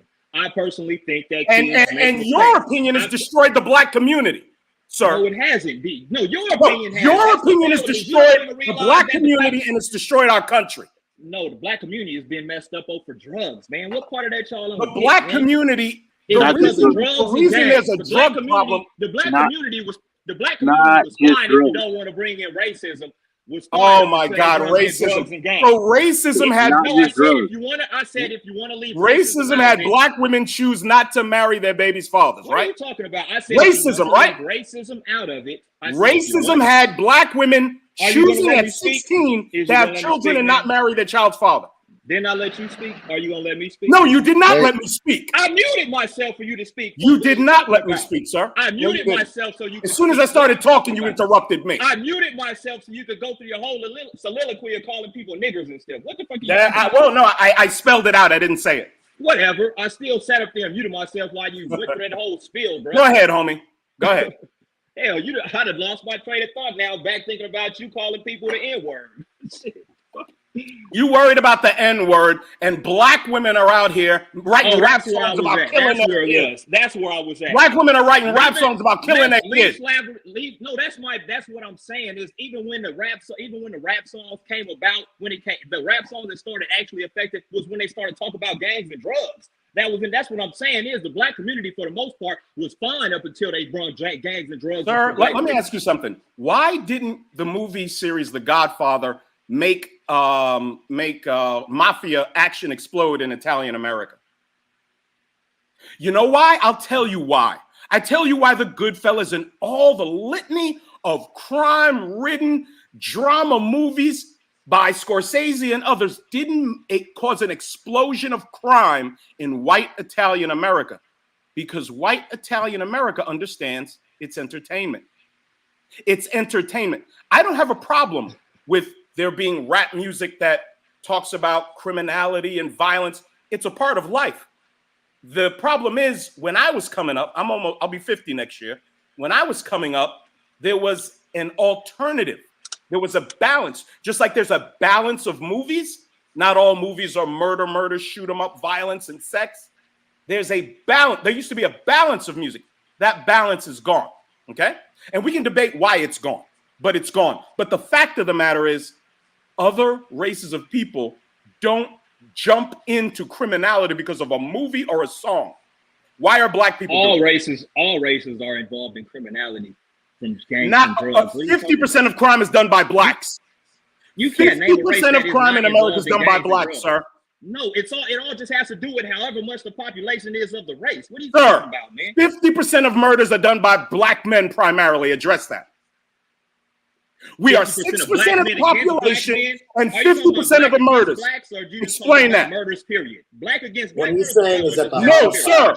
50% of the murders are done by primarily black men in this country. We are 6% of the population. Explain That's that. a lie. That's a lie. I don't believe that is the absolute truth. I don't believe that. I don't believe All that. right. Because You don't believe All any right. truth. All right. No, because the stats I've looked at don't say that. So I'm Okay, not just hold gonna on. go off of you I'll just grab saying those. that dumb shit. Okay. I'm not. I'm Let me sorry. all right, y'all. Let me get in here so I can pass it. I'm gonna go to Big When the Kev. prisons itself is filled I'm with gonna four hold white on, wait, people, bruh. one Let the Mexican. All right, let the host talk. Let the host talk. Go ahead. Let me gotta pass it to Big Kev. We gotta hear from Big Kev and Black Thought before we wrap this thing up. Go ahead, Big Kev.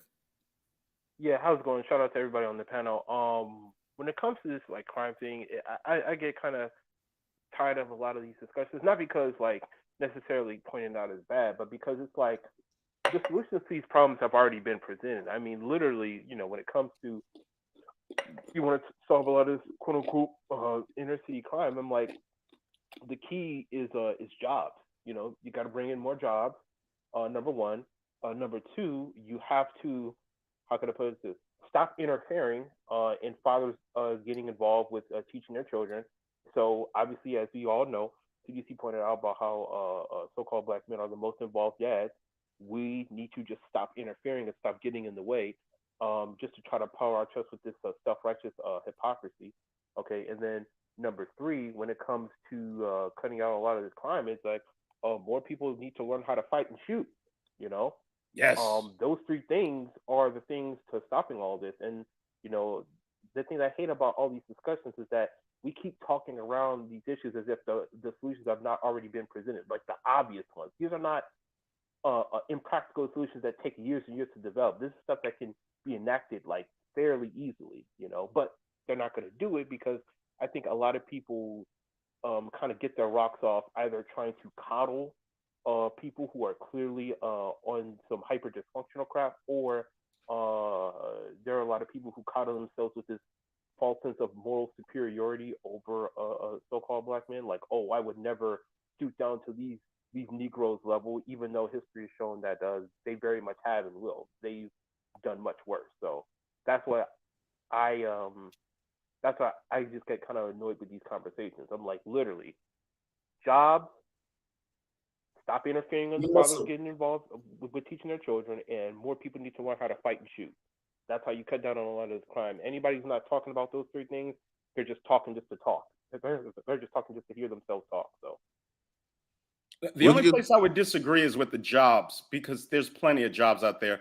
A lot of these young people just don't want them, sir.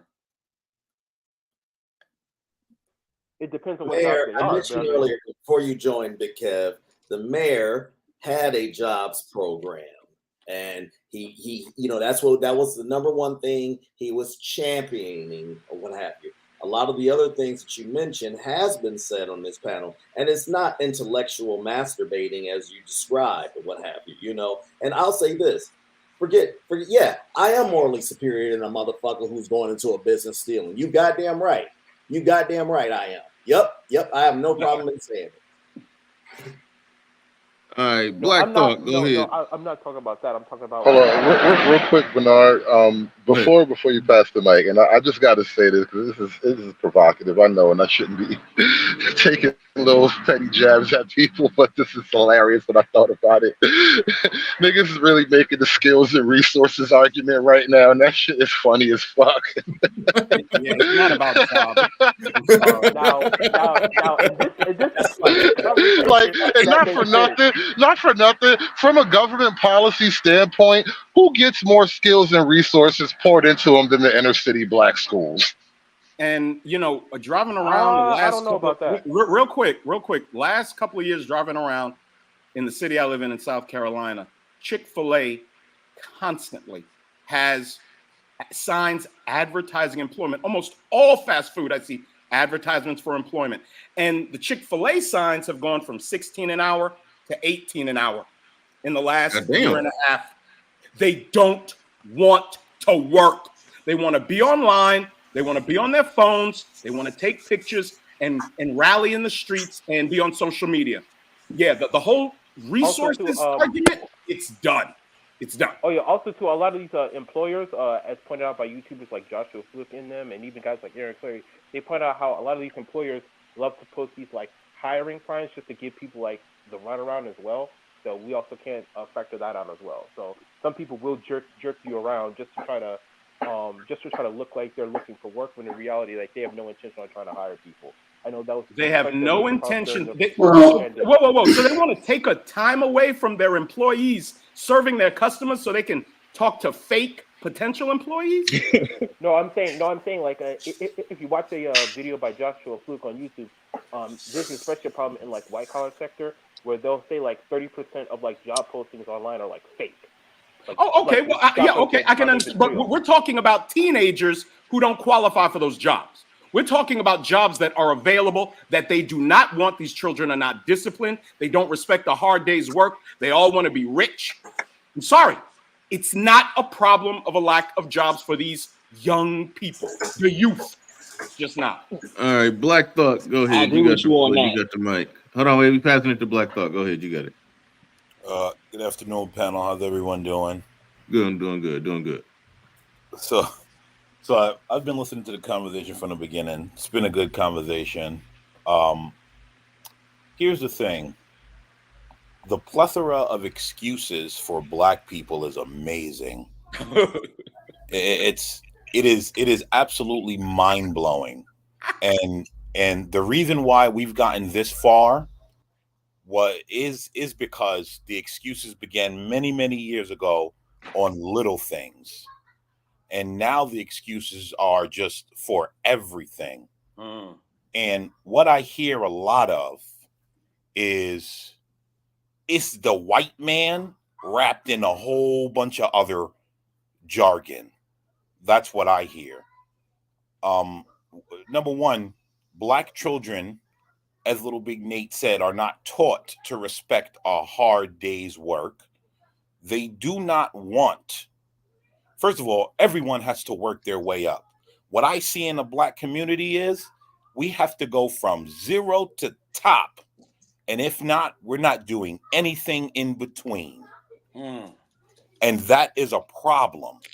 We want, not we, because I'm not a part of that. For sake of conversation, I'll say we want to just go from having no experience to making the most money ever. And any man here on this panel who has gotten to where they are started somewhere they did not want to be, but persevered and kept going. Facts. Also, Black culture does not push anything outside. And this is why I personally don't ascribe to Black culture and view it as complete trash. Black culture does not push anything besides rapper, rapper, ball player, criminal. That's it. Nobody's talking about being a lawyer. Nobody's talking about being a scientist. And I know the ideas of some Black people is, but see, white supremacy, but they'll wrap it up in some other bullshit. It's completely out of control. And guess what? Black people don't think they're the solution. The solution is already there. It's just going to be unfolded later on.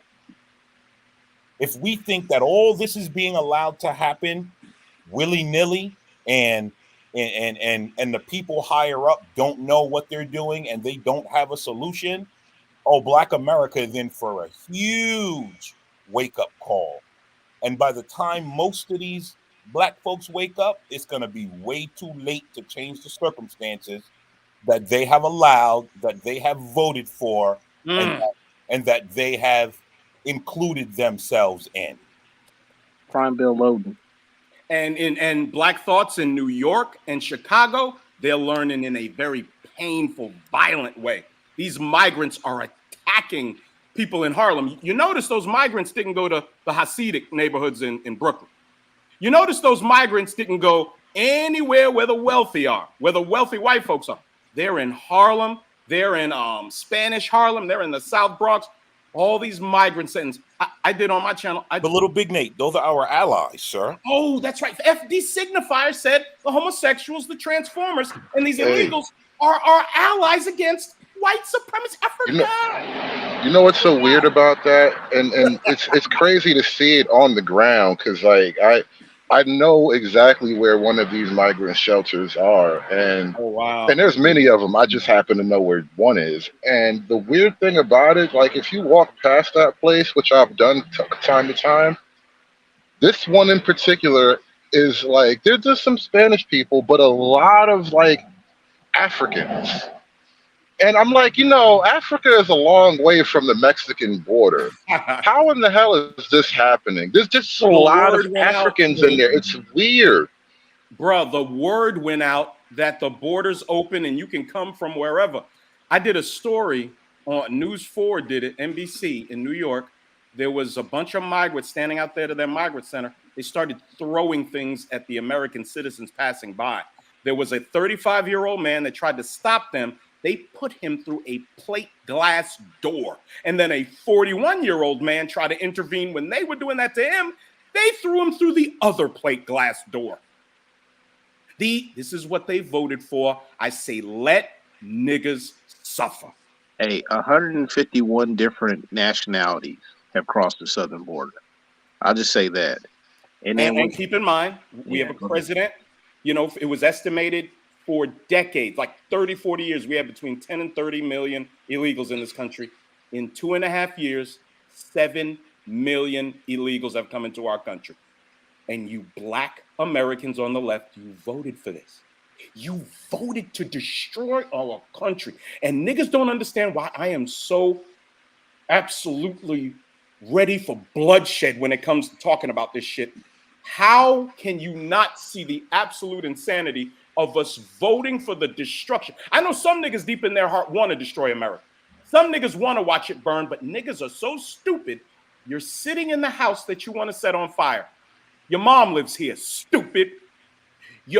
All your family lives here, and you want it to burn. You're so filled with hate and enmity and jealousy because you decided to join the side of our political system that says destroy, destroy. You can't have anything. The white man's never going to let you win. When there are black men out here who are winning, they just don't share your perspective politically. The only ones that win on the left are your boule gatekeepers. Your fucking Roland Martins, your Rashad Richies, your Michael Eric Dysons. They win. Nobody else wins over there. The men over here are winning. And let me say this: black people are so dense that they don't even realize. Look at who they voted for. They voted for Kamala Harris and Joe Biden. You know the two things those people are notorious for? Locking being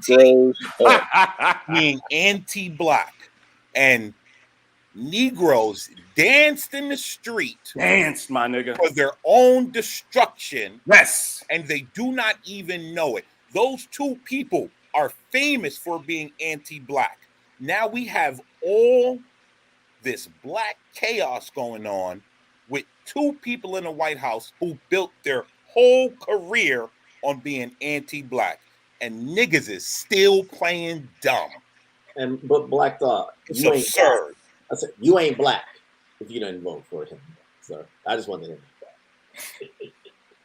that. It's terrifying. And I'm not black, sir. And I'm not black. It is terrifying. I'm not black. I'm OJ. It is terrifying how politically immature Black America is. Look, there are aspects of Black culture I would like to salvage because there's some beautiful aspects of it that are woven into the tapestry of America.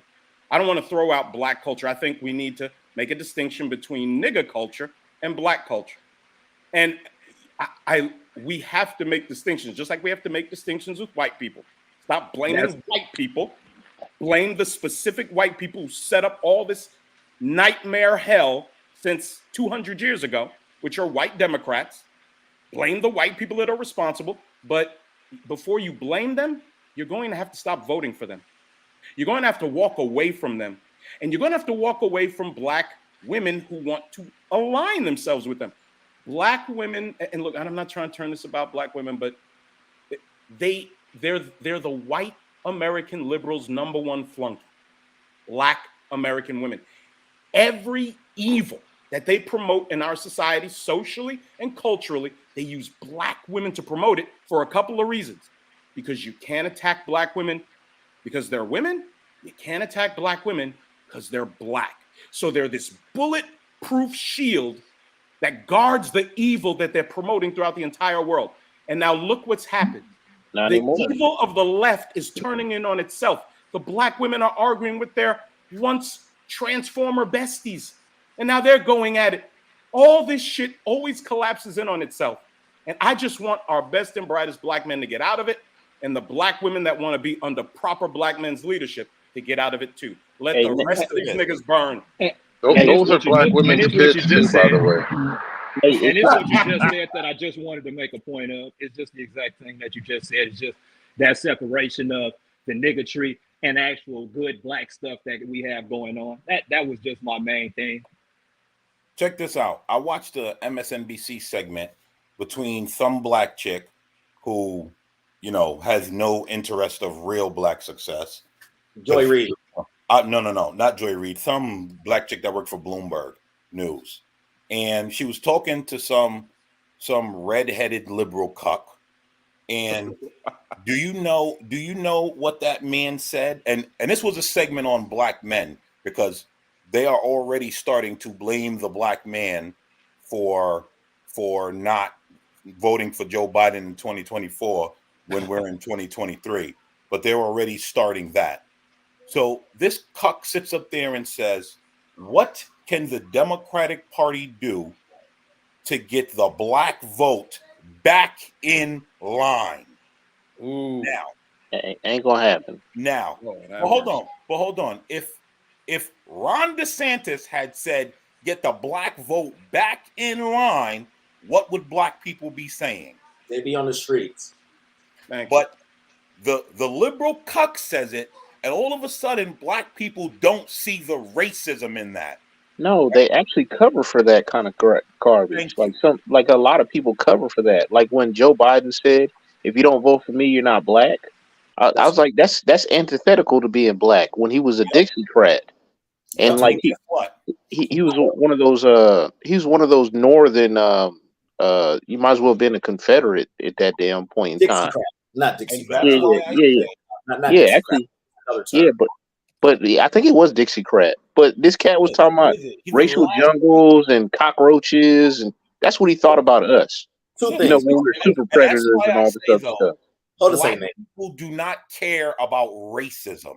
They pretend to, because as soon as the Democrats go racist, they go deaf, dumb, and blind. They do not care about racism. They called Clarence Thomas on Twitter a nigger. And black people stood by them. Well, not only that, it was something you said that very coded language. And I'm glad you described what they said. You said that they said, and by the way, the host left. Wow, something's up or what have you. I hope he's not locked out of his own StreamYards or what have you. But you said something that they said, what can we do to get them back in line? Basically meaning, you dumb sheep ass niggers, you're out of line. You need to get back into this in this square peg here right now. Okay. All that thinking for yourself, damn that. And it was nothing said. There's some there's the host. Okay. Didn't they supposedly use that language during slavery? Yeah. And the Democrats are using it. And who did they use on the slave plantations primarily to keep the slaves in line? Black women. Not only that, I'll say this in Black Thought. You remember when right before Biden got inaugurated, and he was speaking to allegedly Al Sharpton, Black Lives Matter. It was a couple other people on that. Yeah, he told them they had to start acting like the Latinos or whatever. Yeah, well, he was sunning them. Well, he wasn't saying you got to start berating them. And we need to stop all this, defund the police. Damn it! He's sunning them, and they're like, "Excuse me." We're the ones that got you elected, man. And these idiots are still, despite, hold on a second, I'll end on this. Despite the immigration crisis, despite gas prices, despite all the inconveniences you're seeing right now, these niggas are still gonna vote for him. I promise you that. Hey, well, we are making inroads, Tice. We are. Hey, Nate. When it comes down to it, though, those that will not go the other way, because I got a coworker that happens to be like, Caucasian persuasion, right? And I was telling him, if somebody tells me, an entertainer tells me they don't need my money, it's not for you, and they actually hate me, I'm not giving them my money. And you know what he told me? He said, I don't care about that. And I'm like, and I told him he was a fool.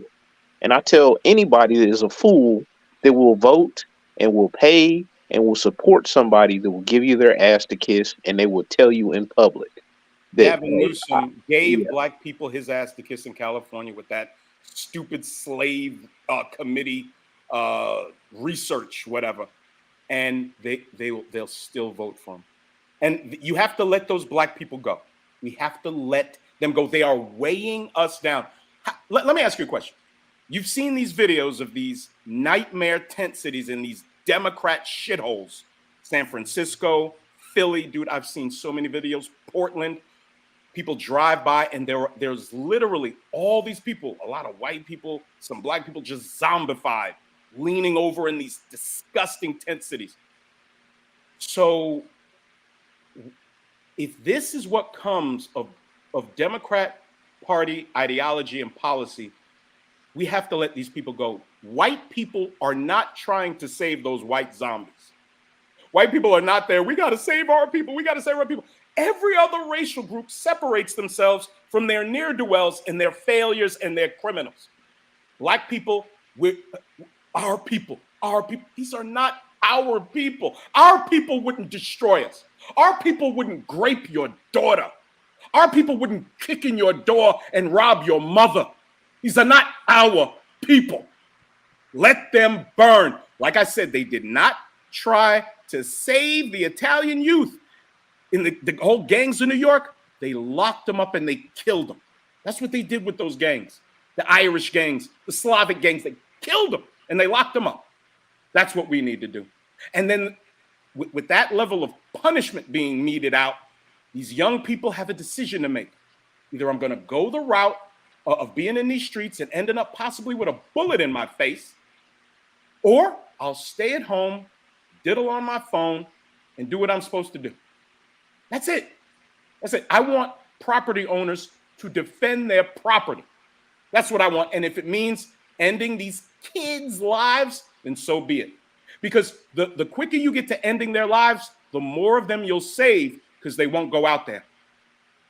Hey, another thing too is like the parents aren't handing down these lessons, aren't letting them, aren't deciding when they need to touch the stove and when they're not going to touch the stove. Then all the opportunities or all the situations are going to be hot stoves that they're all going to be forced upon. You know what I'm saying?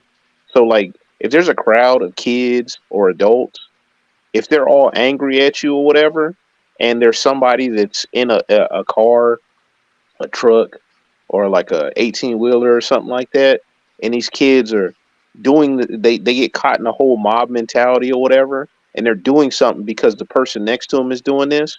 This is like a psychological phenomenon that goes on quite frequently. Doesn't matter if it's kids or adults. And then, So, bruh, wait, what hold has on. society done? Oh, I'm sorry, go ahead. Oh, like, and they're surrounding a car. It doesn't matter if they're kids at that point in time. Like some and most people will be in jeopardy for their life, and it doesn't matter that these kids are kids. Like, I'm sorry, man. Like, ever since that Reginald Denny thing happened in the LA riots, I was like, I really had to reconcile. Hey, could I actually run some people over? And the answer is, I will survive. Like that 80s song, right? Yeah, they're no longer kids, bro. They're assailants. They're no longer kids. I'm shaking that shit in my head right now. I'm sorry. But, self-preservation is the first law of nature, except in the black community. Except in everybody else gets to practice that fundamental law of nature, which is self-preservation. The only people that are not supposed to do it are black Americans. No, dog. You protect your children, the woman under your leadership, your property. Those are the only people you have obligations to. You have no obligations to any other children. You want to help other people's children? That's great. You want to donate time and money and your resources? That's great. But you are under no obligation. No other group of people talk about how their productive class has to go and give their resources to a class of people that won't appreciate it and won't utilize those resources properly. These women live These women will live fucking 10, 15 years paying $5 a month for rent and have no savings. How the fuck is that even possible? Dog, they don't appreciate it. And man, it just needs to stop. Just needs to stop, in my personal opinion. That's all. Hey, like my bad for making the distracting joke or whatever, but Hood, man, that is hilarious. I have a question. Leon008 has a question for you. Big Nate, what are you waiting for? How about you be the first to go for what we're talking about? What are you scared of, Nate? You're just talking, Nate. You're not built like that, and you know it. Built like what? How about you come down to South Carolina, try to kick my door in, and we'll see if you make it home, sir. Hey, where? I defend my property, you asshat. I don't defend Are other you people. asking him to try that in a small town, Nate? Yeah, try that in a small town, you retarded ass nigga. Hey, Nate, you know what's funny about those situations? Come kick my door in, bro. I'll leave the light on for you, nigga. Come kick my door in. Hey, Nate, you know what's funny about those situations wherever people say that kind of stuff? It's like, yo, man, I pray that I don't have to do that. I know I can exercise any level of violence and brutality upon another person, and I have to control that. And yo, that's crazy, man. We have black men promoting the idea of not defending your family and your property. Niggers need to burn. Like Leon. Burn, Leon, burn. You degenerate fucking nigga. I'm not made of that. Come to South Carolina and see. Let's go to South Carolina and see, homie. I'm gonna leave the light on for you, Leon. We'll see what you're made of. I don't go around talking about kicking people's doors in and taking innocent people's property. You're a nigga that wants that to happen. I want to point something out. I want to point something out, Nate. Now, I know, you know, Nukem Nate and all with the hyperbole and everything. I get it. But I need to consider the possibility of something, right? So you're theoretically okay with some of these niggas having to burn. Like, all right, that was the framework. Right. Yeah, now. Do you imagine if we were to go back into, let's say, the lynching era of Black America? I bet you, if you were to dig through the accounts, sooner or later you would find some niggas giving their firsthand testimony, like, yeah, that nigga deserved to swing too. Dude, I just can't shake that idea that, you know what, some of the niggas probably deserve to swing. One of the most ruthless leaders in Boardwalk Empire, even though it's a TV show, was Chalky White. Chalky White, who headed up the Black Township in New Jersey, he was ruthless. He didn't play no games. Niggas weren't allowed to perpetrate no crimes on the people in the community and shit. I mean, they did their dirt, but they had to control it. Bruh, I'm telling you, if we don't get away from niggers, we're doomed. The entire country is growing weary of niggers. They are done. Bruh, you're on Twitter. Hood, you introduced me to a lot of shit on Twitter. Hood, how many videos are there of black people brutalizing and attacking white people on Twitter? Nate, you know, it's such a weird thing to talk about. And like, I be wanting to do content on it, but it seemed like it's one of them things that YouTube would like strike me for and everything. I'm trying to figure out where the line is. But that's one of those subjects that you don't really get to talk about openly without getting like suppressed. And could you give me an example of? Are there hundreds of videos, thousands? I'm getting there. I'm getting there. Let me just say this. The thing about that, I've been looking because I, as you said, I find all kinds of stuff on Twitter. A lot of shit I can't show you on YouTube, and I don't find any kind of related amount of incidents like the amount of videos of black people groups, not just like a one-on-one fair fight. I barely even watch those type of videos. And you barely see those type of videos. Almost never. Yeah, but the amount of videos of black people attacking whites specifically, not like Mexicans and some Asians too, but it's basically mob attacks against white people in different types of situations. I never see mobs of white people beating up some nigga. It never happened. The one time I saw something, hold on. The one time I saw something close to that, it was a black kid in a wheelchair, and this white kid beat him up for God knows what. It was some high school shit. God knows what. The white kid dragged this nigga out of a wheelchair and beat him up. That was the worst thing I've seen compared, like, with the racial violence stuff. Bruh. All right, real quick. Third Tice, he says, Bernie, play the video I left in the back. This is how a store owner takes action against thieves. Yeah, no, I don't need to play that. I mean, but it was, it was a black dude getting beat with a stick while one store owner held him down, another store owner beat him with a stick. I thought it was gonna be the one in Vegas where the dude tried to steal the man's change thing or something like that, and the dude starts stabbing him. Well, Hood, when I was growing up, there was no social media, but we would talk about how, when there was the incident. I'm from New York. There was the incident in Bensonhurst. You probably remember that, Hood. The Italians killed the black boy back in the 80s. You remember Bensonhurst? Yeah. I don't know, not specifically, no. Okay, well, there was an incident in Bensonhurst where a black man was going to visit his Italian girlfriend. A bunch of Italian guys beat him to death. And we used to talk about how all these white boys, they always gotta overwhelm us. It's never one-on-one. Dude, it's the exact opposite now. I swear to God. Again, I've been on Twitter maybe about 4 or 5 months now. And I of course, subscribe to a bunch of conservatives. And what they show, dude, thousands of videos of black people assaulting, brutalized. I play videos on my channel. This black man who was a CNA in a nursing home, just beating a white man, a 78, 79-year-old Vietnam vet, beating him, and then a week later, he died from his injuries. He was smiling in his camera phone, just punching this old white man in his head. Bruh, these videos are out there by the thousands. In 2018, and I got to jump off, but in 2018, and I'm going to find this so I can pull it up next time I'm up here. The FBI put out stats, interracial crime. They had crime stats, violent crime. It wasn't murder, it was just violent criminal incidents. Black, white, Latino, white, Latino. I'll give you the stats. White people in 2018 committed 59,000 violent criminal acts against blacks. This is according to the FBI. You know what the number of violent criminal acts black on white were in 2018?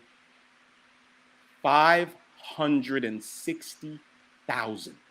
That is a multiple of 10. It's according to the FBI, folks. So I've said up here before, I would like to avoid a race war because I don't think we're going to come out well in it. Okay? Little Big Nate, we're not going to have a race war. Don't you see? They're using the Hispanics, sir. That's what you're doing. Yeah, I'm sure a lot of that violence is probably drug related. A group of people that don't raise their children and don't really police themselves, and we don't seem to have an internal discipline, we will not be in a position to fight any kind of war. No, and what's going to wind up happening is we will be just phased out. Like, I'm looking at all these Africans who just magically showed up in these shelters. These shelters that are actually schools, by the way. So the schools that your black kids are supposed to learn in, they're bringing in your new black replacements here, and that's what's going to go down. You're not going to race war anything. You're just going to get forgotten. Well, all right, fellas. I know we going, it's rolling good, but yeah, I gotta wrap it up. I was trying to wrap it up at the 2-hour mark. I had to drop down and let it roll for another 30 minutes. So, but all right, y'all, we gotta get up out of here. I'd like to thank everybody who supported the stream, contributed in any way, shape, or form. Thanks again, Hood Conservative. Always bringing the heat. Always bringing the heat on these topics. He dropped down. I wanted to take another jab at him for saying that we need to hire some old racist white cops to clean up Chicago. I wanted to take another jab at him for that one. That was Hood Conservative be wilding, and Nate came out and basically said, the same thing. You know, Nate, you went Umar on us to put him down for good. You hit us with that. You hit us with that Umar. But, forever. All right, yeah. All right, and thank you, CS. People who disagree very rarely come up. So I do appreciate you coming up and For sure, and speaking your mind. Agree I or like your disagree. I show. do appreciate that. I like your All right, show. y'all. All right, thank you. But all right, y'all. We up out of here. Peace. We gone. Wait, now we gone.